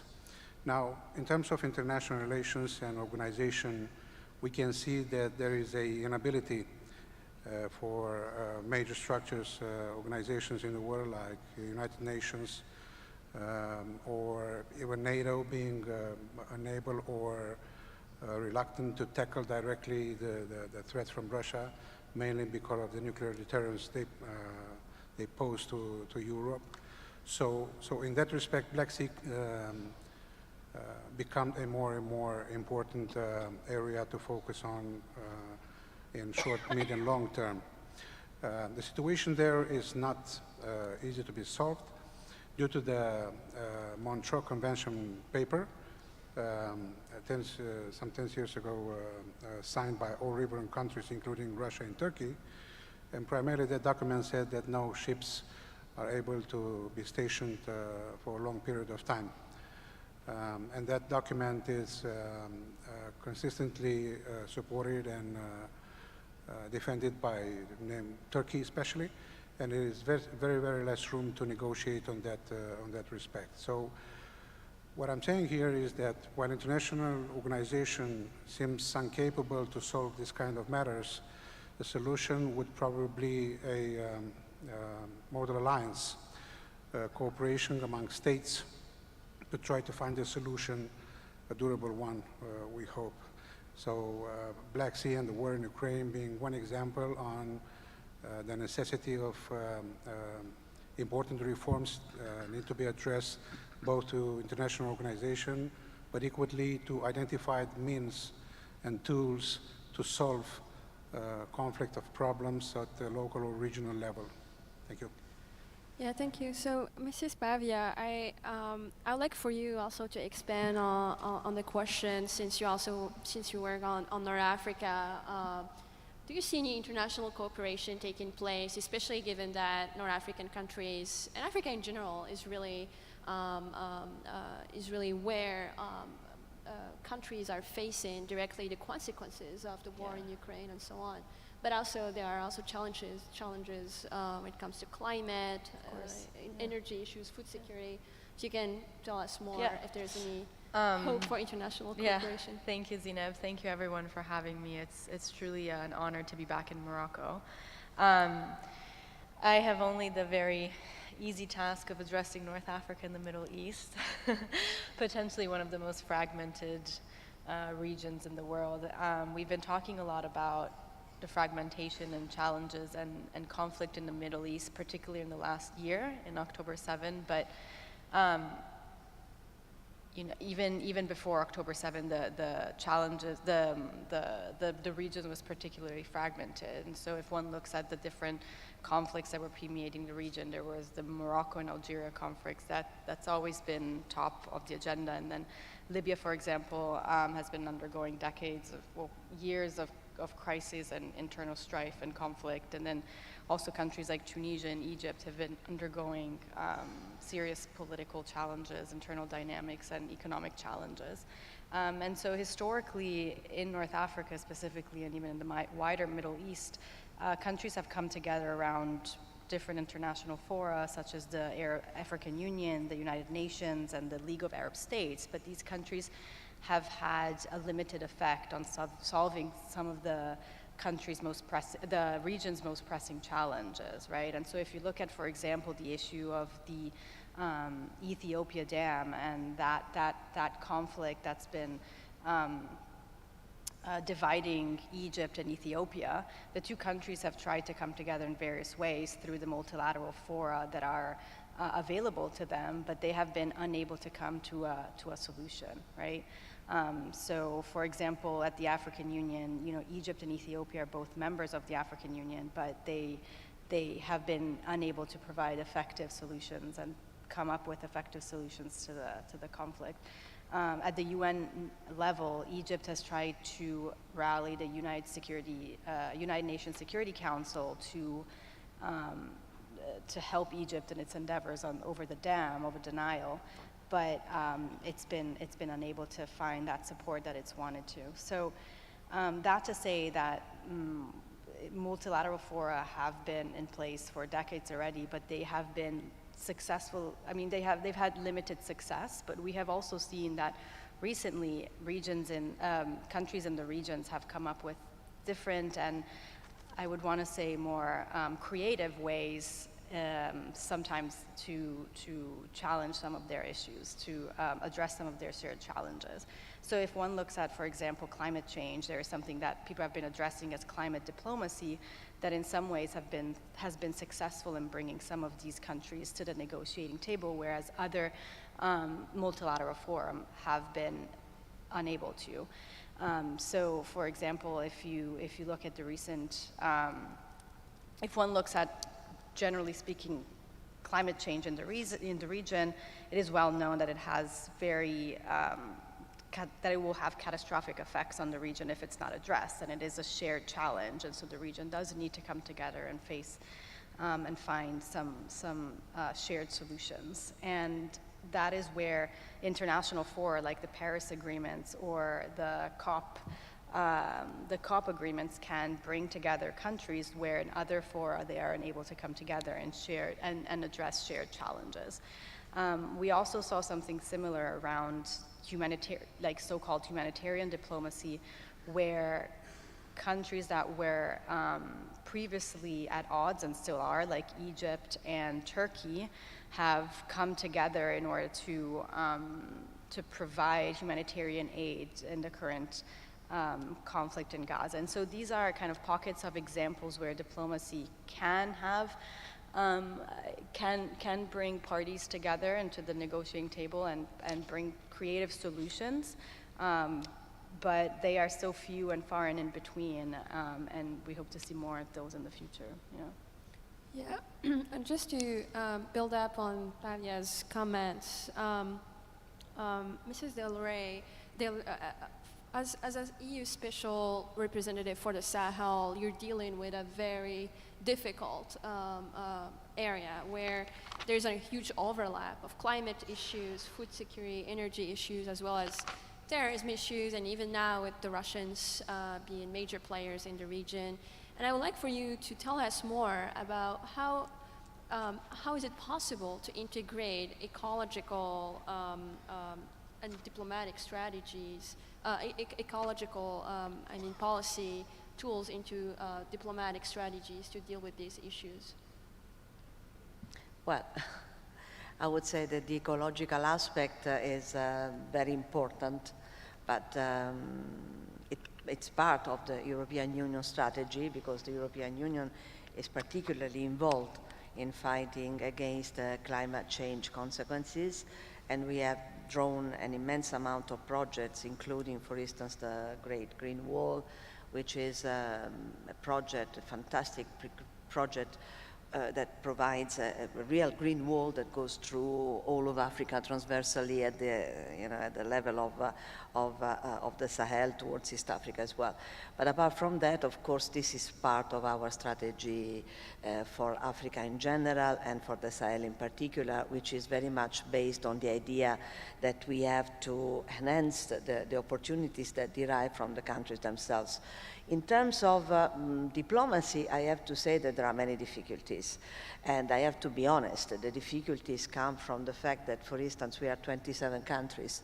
And of course, we are all very much involved in the Sahel. There was a long process to obtain this result, in the sense that it was difficult for some countries to feel completely involved. But in the end, we have managed to declare also publicly and to make it strongly part of our vision for the future to be involved in the Sahel, to remain engaged and to continue despite the many challenges. Out of these challenges, I can just enumerate, for instance, the three countries led by military juntas, which are the result of coup d'etat, and many other challenges that you were also mentioning, starting from with food security and other things. When we talk about diplomacy, I have to be honest, it's not easy to be in line, and this is why I was talking about multilateralism with all the other big entities in the world, because, for instance, the European Union is not having any contact with some countries, is relying on certain strategies towards countries that are now governed by military juntas that are very hostile towards the European Union, while instead, for instance, the United Nations have decided to continue the relationship with these countries and have a completely different approach, which is more based on dialogue. I have to be honest, I have been preaching for dialogue because I think that in these contemporary times, dialogue is the only way. Despite, of course, there are situations in which it seems really almost impossible to have a dialogue. I still think that dialogue doesn't mean legitimizing. Dialogue doesn't mean supporting. Dialogue doesn't mean compromising. But dialogue means to be able to, first of all, understand the counterpart better, and especially to be able to pass messages. Because if the messages are not passed strongly and directly, and frankly, I find it very difficult to find solutions. So in terms of diplomacy, I find that we have a crisis because we have too many different approaches. And this is why I think we should concentrate on finding some form of unity on certain things. Regarding Russia, let me give you one example. Russia has been present in Africa for decades. It's not a newcomer. Russia is very much appreciated by most countries because it has been a loyal partner for many years. We cannot deny this. Of course, at the moment, the situation is different for many reasons, especially for us Europeans, because of the war in Ukraine. And also, I would say that the attitude of Russia is incredibly disruptive, especially through disinformation and through some means of, let's say, persuasions that I think are not particularly acceptable. But I want to give you an example. When we had to stop our military activities to support Mali because of the presence of mercenaries from Russia, and when we talk about mercenaries, we talk about military groups that have no rules of engagement, no contracts, not controllable, I discovered that, of course, we were opposing it strongly as European Union. But at the same time, these mercenary groups that I find particularly dangerous are, accepted by many countries in the world. There are protocols at international level, there are resolutions at international level, but if you look at the percentage of countries that actually accepted those resolutions and those protocols, the percentage is very low. So where do we find a way to contrast this kind of phenomenon? Where can we be, let's say, able to find support for our idea that we have to contrast things that are illegal, uncontrollable, without contracts, without rules of engagement? Very difficult. This is why I insist we have to reform. This Congress is called towards a new global balance. We have to work on this on the basis of things on which we all agree, and we have to agree on the basis of realities and real risks, because the risks are there. So why don't people react? Thank you very much. Thank you very much. It's really enlightening, and I would like to ask former Foreign Minister Mr. Kovács to please a bit expand on this in how diplomacy is at work, because you also follow very closely European affairs, but also African, North African affairs, and how do you see things moving forward? How is the EU managing to push for example, an ecological agenda regarding environment and so on, while it has to deal with food crisis, other energy issues? Yeah. Thank you. I'd like to be provocative. We have to be honest to each other. Policies are driven by states. National states, nation states drive policies on the world scene, okay? Especially the great powers. We have today 3 great powers: the US, China, and to a minor degree, Russia. They drive the policies. So the war against Ukraine, it's a decision by the Russians.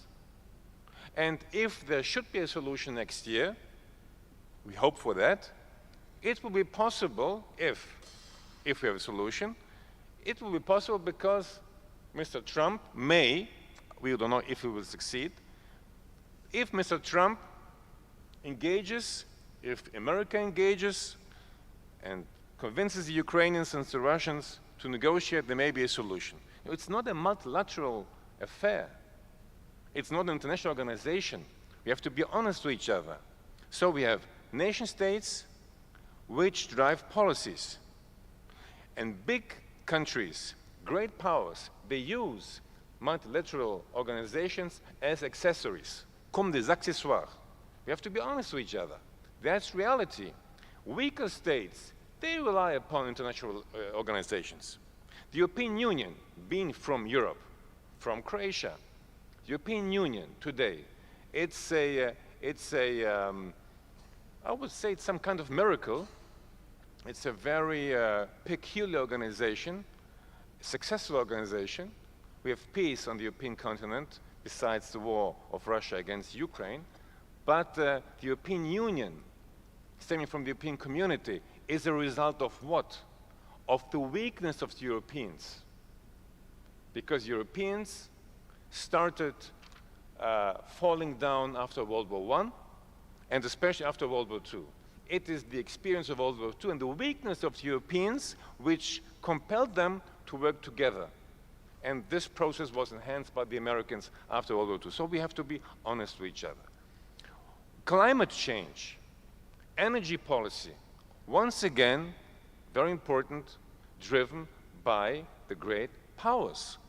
When we speak in the European Union about climate change, decarbonization, it sounds great. It's a goal we want to attain in Africa, in Asia, in the US, in Europe, and we made a lot of progress in Europe. We reduced our emissions in Europe. It's great. But does it depend upon us in Europe if we will be decarbonized by the end of this century? 2050 is not realistic, of course. No, it depends not upon us. It doesn't depend upon Germany, on the UK, on France, Croatia, Italy, no. Morocco, no. It depends upon China. It depends upon India. Will these countries accept our ideas of decarbonizing and accept not to use fossil fuels and at the expense of their development? They will not do it. And there is no multilateral organization which will impose on them that they have to change their mind. So we have to be realistic. So it is only the commons, we can appeal upon the common sense on the great powers, and what we can do, those countries which are not great powers, middle powers, they should unite, work together to create mechanisms to prevent the great powers from confronting each other. That's it, basically. So we can work on the multilateral, on this multilateral level, but we have to be realistic. We have to understand how the world works, how it functions. And it is run by the basic idea, like in our personal lives, the will to power. And the Americans, they will not accept not to be the #1 in the world. The Chinese will try to be #1 in the world. So the confrontation will happen. And we hope that there will be no military confrontation, but we have a very, very tough economic competition. And what did the two leaders say in South America the other day? We hope that artificial intelligence will not be in charge of nuclear weapons. Okay? And there is no international organization which can prevent them from going into a fight. So it's common sense, appealing to common sense, and middle powers being strong enough to work together to try to prevent them from doing damage to our world community. Thank you. Yeah, Mrs. Del Rey, do you have any comments on that? Well, you forgot India. I mentioned India. No, you didn't. I said China and India. No, I didn't. Yeah, I did. Anyway, you forgot India in the sense that India has the ambition of becoming the leader of the global south, and the fact that India last year at the G20 manage to make the African Union become part of the system of the G20, I think it's something really incredibly effective for the future, and this is multilateralism. On the other hand, I don't think the European Union needs to be defended as an institution, as a group of countries that come together based on a lot of agreements and other things. But what we can say is certainly that the European Union is not probably capable at this time to impose policies or to give a single direction to policies, especially in this big crisis. But what I would like to underline, although I'm also critical because I'm part of the family, so of course you are critical towards your own family sometimes, I can say that for what I have understood during my life, from when I was Vice Minister of Foreign Affairs of Italy to my experience as a Special Representative of the European Union, is that we have to also preserve some dimensions that are unique to specific organizations. The European Union, when they ask me whether it is in competition, I always respond that it is not in competition, because what is the European Union is capable of offering is rather unique. And this is well understood also, for instance, from our African, sub-Saharan African friends, because the European Union is the main provider at global level of humanitarian aid. The European Union provides a certain type of development cooperation that is only really part of its system and which is incredibly valuable. We cannot deny that. And this is why, although there are some resistances towards maybe one country or another country in specific areas of Africa, there is always a great will to continue to emphasize, to intensify the relationship with the European Union. So we have a lot of internal problems. We have also power balances, of course, but we are an entity that should continue to distinguish itself for specificities that others don't offer. Of course, you are right. There are big powers that have a huge influence, especially on big crises, but certainly the European Union, for what I see for the future, will, if it is, the opportunity, if it has the opportunity to position itself in this kind of uniqueness, also regarding ecological decisions and other things, I think will continue to keep its place, because it is true we are really somehow under a huge pressure at global level. But I think that this kind of uniqueness can define the European Union today, and we Europeans must enhance it and also support this kind of dimension, because it is beneficial for everybody. Yeah, so Mr. Zulic, you're hearing these takes on the diplomacy and on the political side when it comes to the upcoming and the current challenges. And I, as an economist, how do you assess all of this? Because, for example, I'm in Washington when my friends call me and they tell me, oh, do you think that Trump is actually joking when it comes to tariffs? And I'm like, no, it's not a joke, it's coming. So how do you see all of this? A long time ago, I moved from pure economics to political economy, because I think the reality is that we have to look at what are the political motivations, what is driving action at the national level. And the reality is that the kind of power politics which we've been talking about, and I'm not denying it exists, but that kind of power politics does not deal well with global challenges.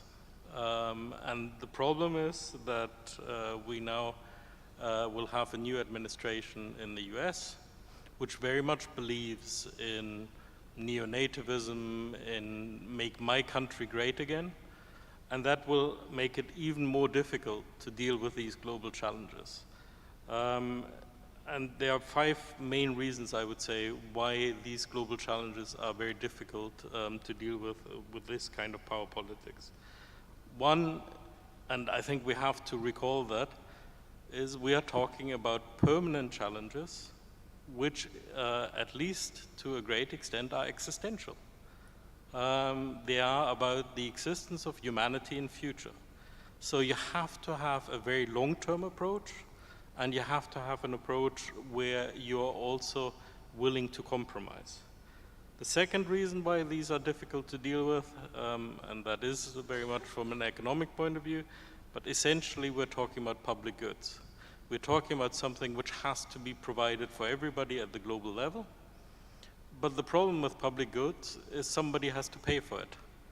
And all of these have huge distributional consequences, which nobody is willing to accept. Third reason is, and we're seeing this all over international politics now, there's a complete interconnectedness between different policy areas. You cannot talk about climate change in separation from trade, from competitiveness, from industrial policy, from agriculture. These are all belonging together, and they are all, to some extent, trading off against each other. So in politics, you have to, again, find some form of compromise, some kind of balance. And the kind of politicians we have with Trump and others are not very good at balance. And then, in the end, we're also facing a world where we now have to have much more government intervention. But governments act at the national level, but the problems we're facing are cross-border. So how do we make sure that a national government, which is tasked to do the best for its country, takes into account the global repercussions of what it does, and clearly the bigger the government, the bigger the country, the more impact it has on others. And that finally means for me that we really have to look at the political economy of this. How do we create the incentives, the motivations for governments to do what is necessary? And I would come back to what I started with. Unfortunately, so far, we're failing to do that. We have not gone far enough in many areas, and I'm afraid the period which is coming now will be even more difficult.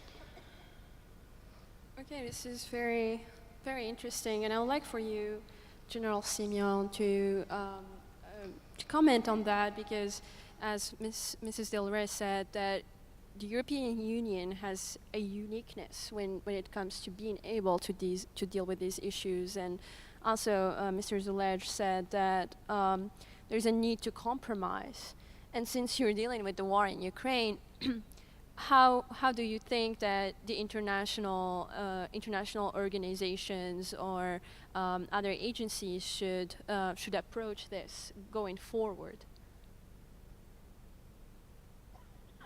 Thank you. I think there are two major solutions given by experts in this field. There are two accepted solutions, the global governance and the model coalition, so-called, at this point. What we see right now, we see a decrease in or importance or the inability of global governance international organizations like United Nations, IMF, World Trade Organizations, World Bank, and so forth. Many people discuss already about the need of reorganization of these institutions. The solutions offered are not so many, unfortunately, but the recurrent themes coming on that field are suggested as being a serious reform of the institution, new missions, adaptations to the new realities, and the principle of vote also is also very, very much invoked in the last period. The unanimity required in most of these institutions seems to be as a blocker at this point. See Ukraine, but also Israel in war, where because of this principle, very important at the beginning, the blocking, this started creating a blocking situation in many cases. Now, European Union also stays for sure in the global governance group of institutions, and you're right that it needs to adapt to the new realities. What I have in mind right now is that the war in Ukraine again has created, unfortunately, a situation where Europe will very much and rapidly be forced to identify solutions for more autonomy, in the sense that we should be capable in Europe to defend ourselves in case of serious threats. And this comes in package with the new elections in DC, in the White House, because of the new presidency statements with regards to Ukrainian for identifying a short and rapid solution. Not everybody sees it as the best solution, a fast one, because this will leave Europe in a very uncomfortable situation where Ukrainians will have much to lose and Russians quite a lot to gain, and Europe will be left behind to identify solutions to survive. Now, this survival will primarily consist on going back to the Lisbon Protocol for a larger and stronger foreign affairs capacity, supported by an important military vector developed. There are discussions in this sense, and it looks like these will be the next results of the new European policy, foreign policy. So we'll see probably a more capable Europe in terms of foreign policy and the military capacity. Now, the problem is that this cannot happen overnight, and this takes time and resources. And again, I need to reiterate that an imposed fast solution to the Ukrainian conflict will not leave enough time for Europe to do the right things in terms of new level of ambitions. And for you, Mrs. Pavia, in North Africa and so on, how do you see, and also in the Middle East, given the war in Gaza, how do you see international organizations dealing with that? Do you think they actually need to change their mandate when it comes to dealing with these disasters, human displacements, and so on? I'm going to echo what the minister said, and at the end of the day, what does rule the international world order are states. And so when it comes to international organization and NGOs and civil society organizations today, they have very limited power when it comes to the world order and affecting regional and world politics, because as the minister said, it is really the states that drive what we're seeing today. And today what's dominating the regional world order is great power competition between the three great powers that the minister spoke about earlier. And those are the US, China, and to some extent Russia. And we see great power competition play out, especially and specifically even in North Africa and the Middle East. We know that China is investing billions and billions of dollars in North Africa and sub-Saharan Africa, to a larger extent even in the Middle East. And this is in a way to counter American economic influence, and this is driving tensions between the Americans and the Chinese in the region, because the Americans have been in the region for decades before the Chinese through military intervention and military presence. And then on the other hand, you have a country like Russia that throughout the past 5 to 10 years has been able to come into the region through its Wagner forces and really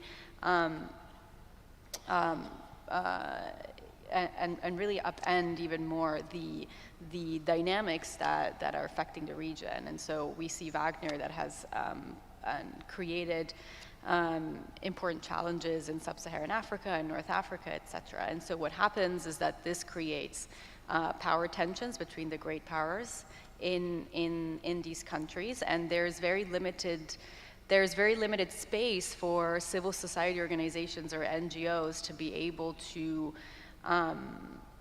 stand up and do something about it. Why? Because at the end of the day, NGOs are part and parcel of a state, but if the state doesn't give that NGO the agency impact policy, then the NGO can't go anywhere. And we're seeing that with the increase of authoritarianism as well across the world. There is also an increase of shutting down the voices from civil society organizations and depowering. And this is very different from what we saw from, for example, 10 years ago, right? 10 to 15 years ago, the region was overwhelmed with notions of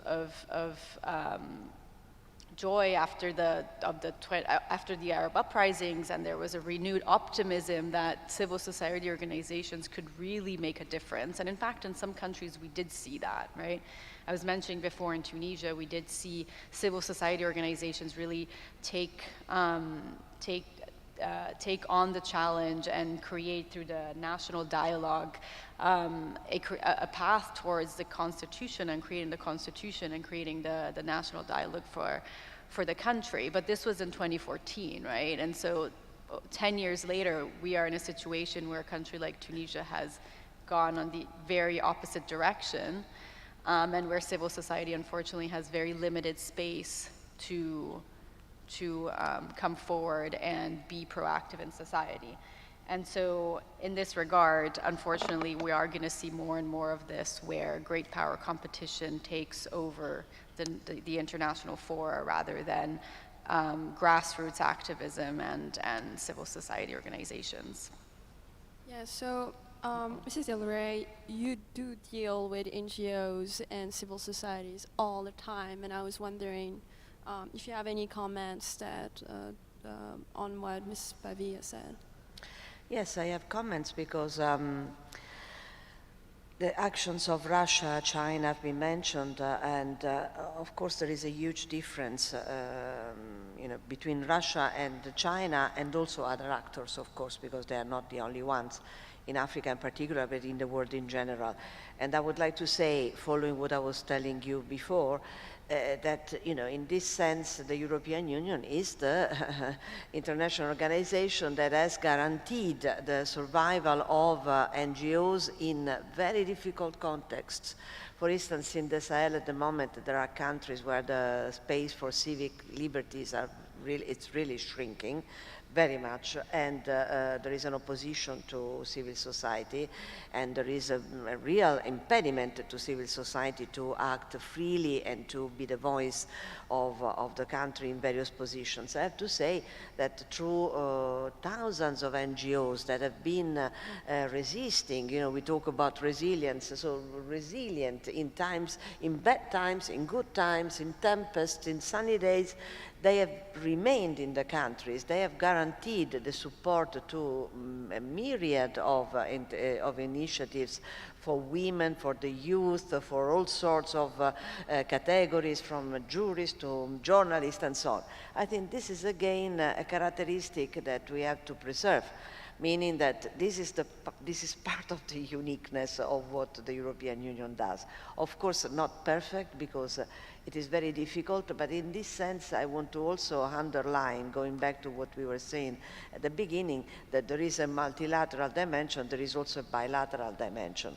So, consider also all the activities that are done at bilateral level by all the countries of the European Union.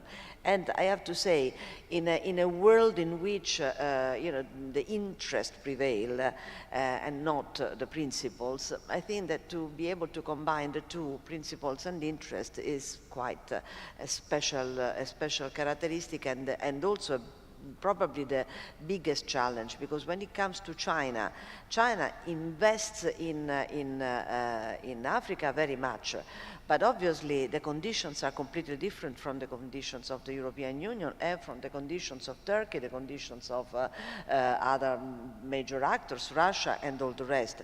So we have to make a distinction also on the bilateral level, state-to-state relations. What does it mean? What kind of interests are there? Of course, there are also interests to exploit resources, but if it is if it is only this, the measurement we use to give a judgment or to analyze the situation, of course we don't go very far, because we have to balance it with many other aspects that I want to highlight and I think are the future, because in the end, as I mentioned at the beginning, when it comes to the beneficiaries, especially the populations, of course we see that local initiatives being by the side of the communities, and of course support in civil society at grassroots level and all the rest, is something that will stay.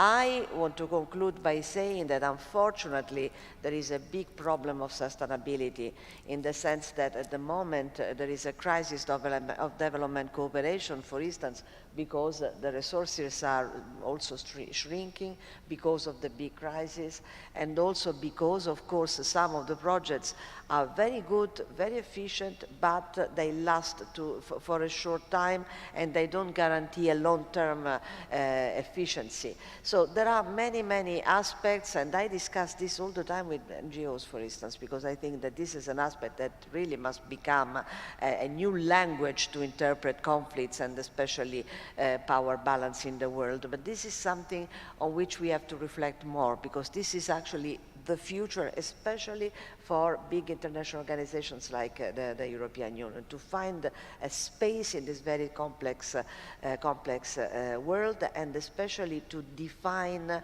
an identity that can be really by the side of the population. Not easy, but the ground, I think, is there. Thank you. Okay, Mr. Kovács, as a former foreign minister, when you take a step back and you look at this, and you see international organizations, running around with a different crisis all the time, when you see this and you have a very realistic approach, what type of approach would you like for them to adopt? International organizations are powerful when they get the credibility of the member states. That's it, basically. So if you now have, for instance, American president who does not really count upon international organizations, they are less credible. So they are powerful when they are getting the power and the legitimacy from the member states, from the most important ones. That's it, basically. The problem is of humanity. What's the problem of humanity? There are some. So we are determined by two things. First of all, there are structures, structures which influence national policies, our development, and then we have individual, the natural tendency for nation states to be more powerful, and they want to be more powerful, but they have to respect, of course, they have to take into consideration the structures which determine their actions.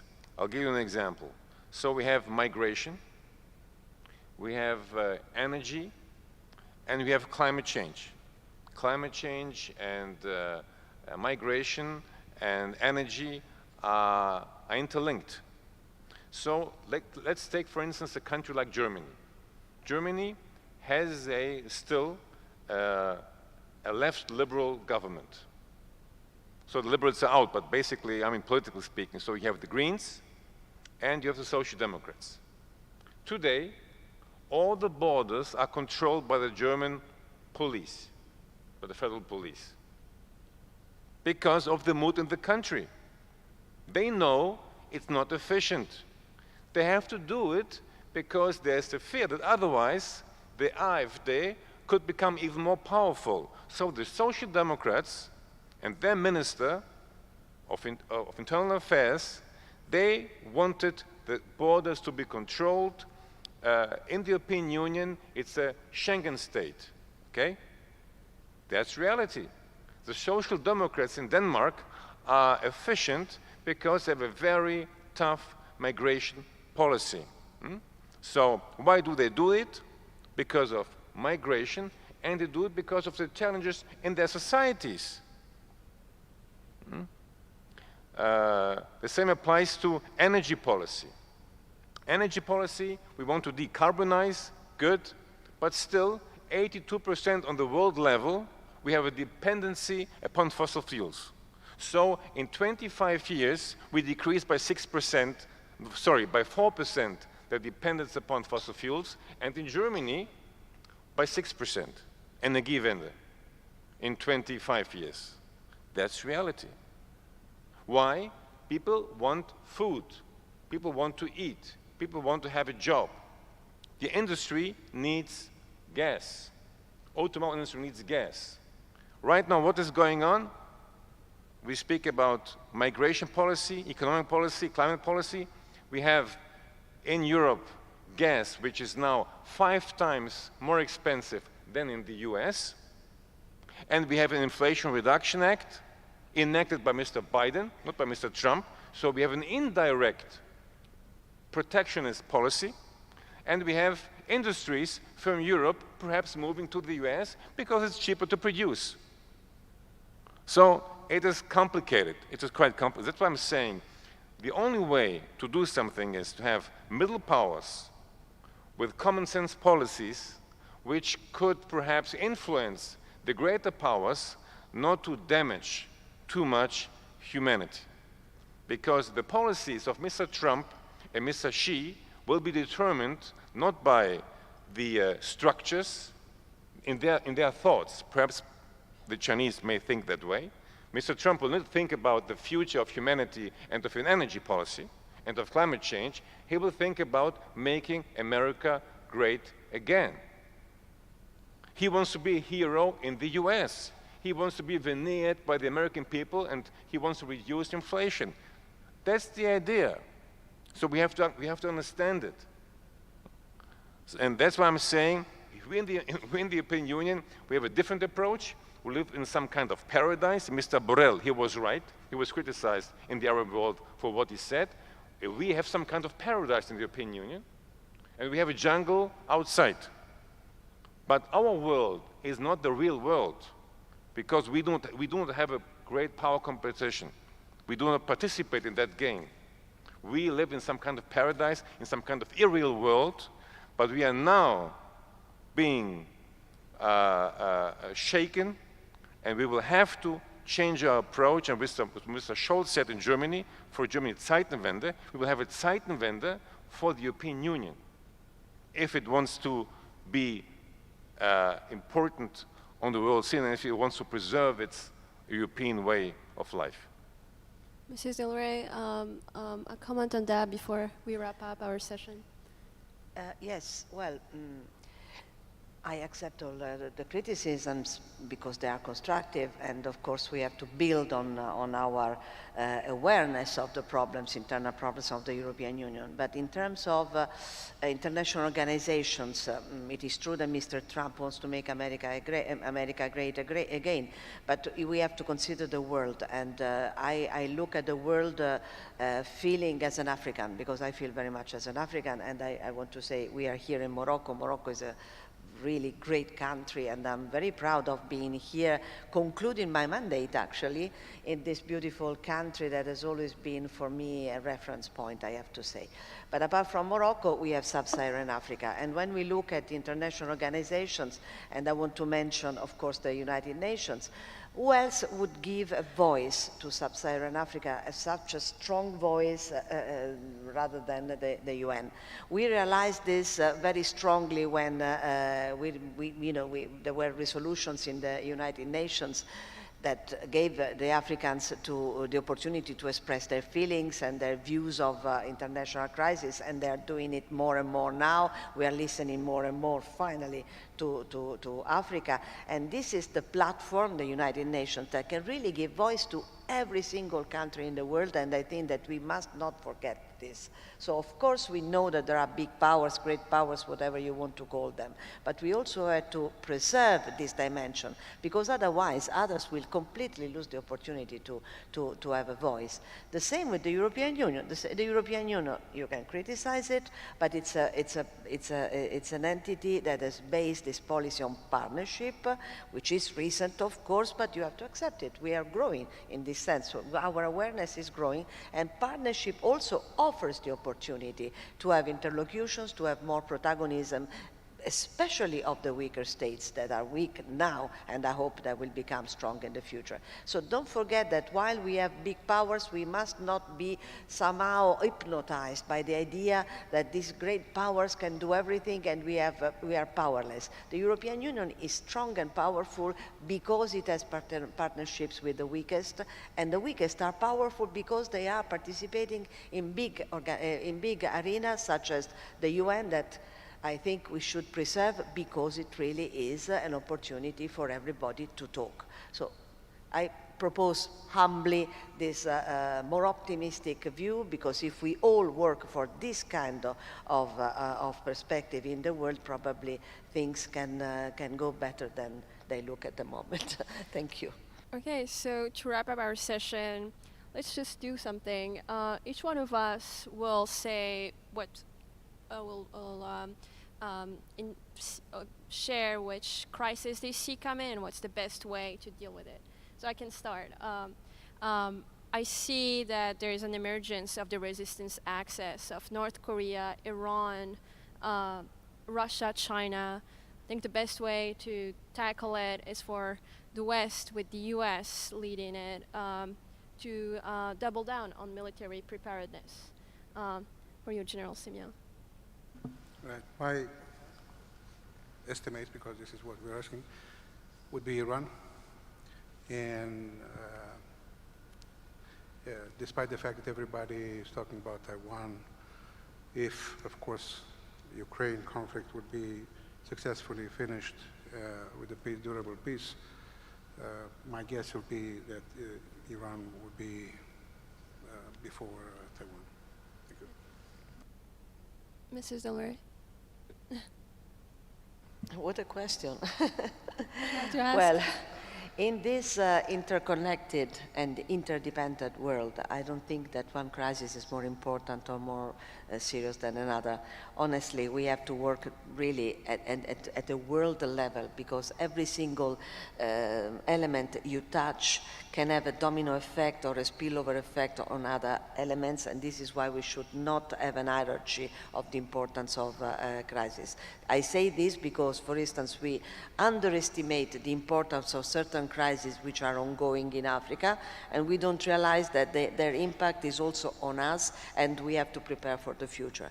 For this, I've been fighting for many, many years, and I think that most probably some messages have been passed, but certainly this kind of awareness of the interconnectedness and interdependency of all the crises is still lacking, while instead it is the most urgent element at the moment.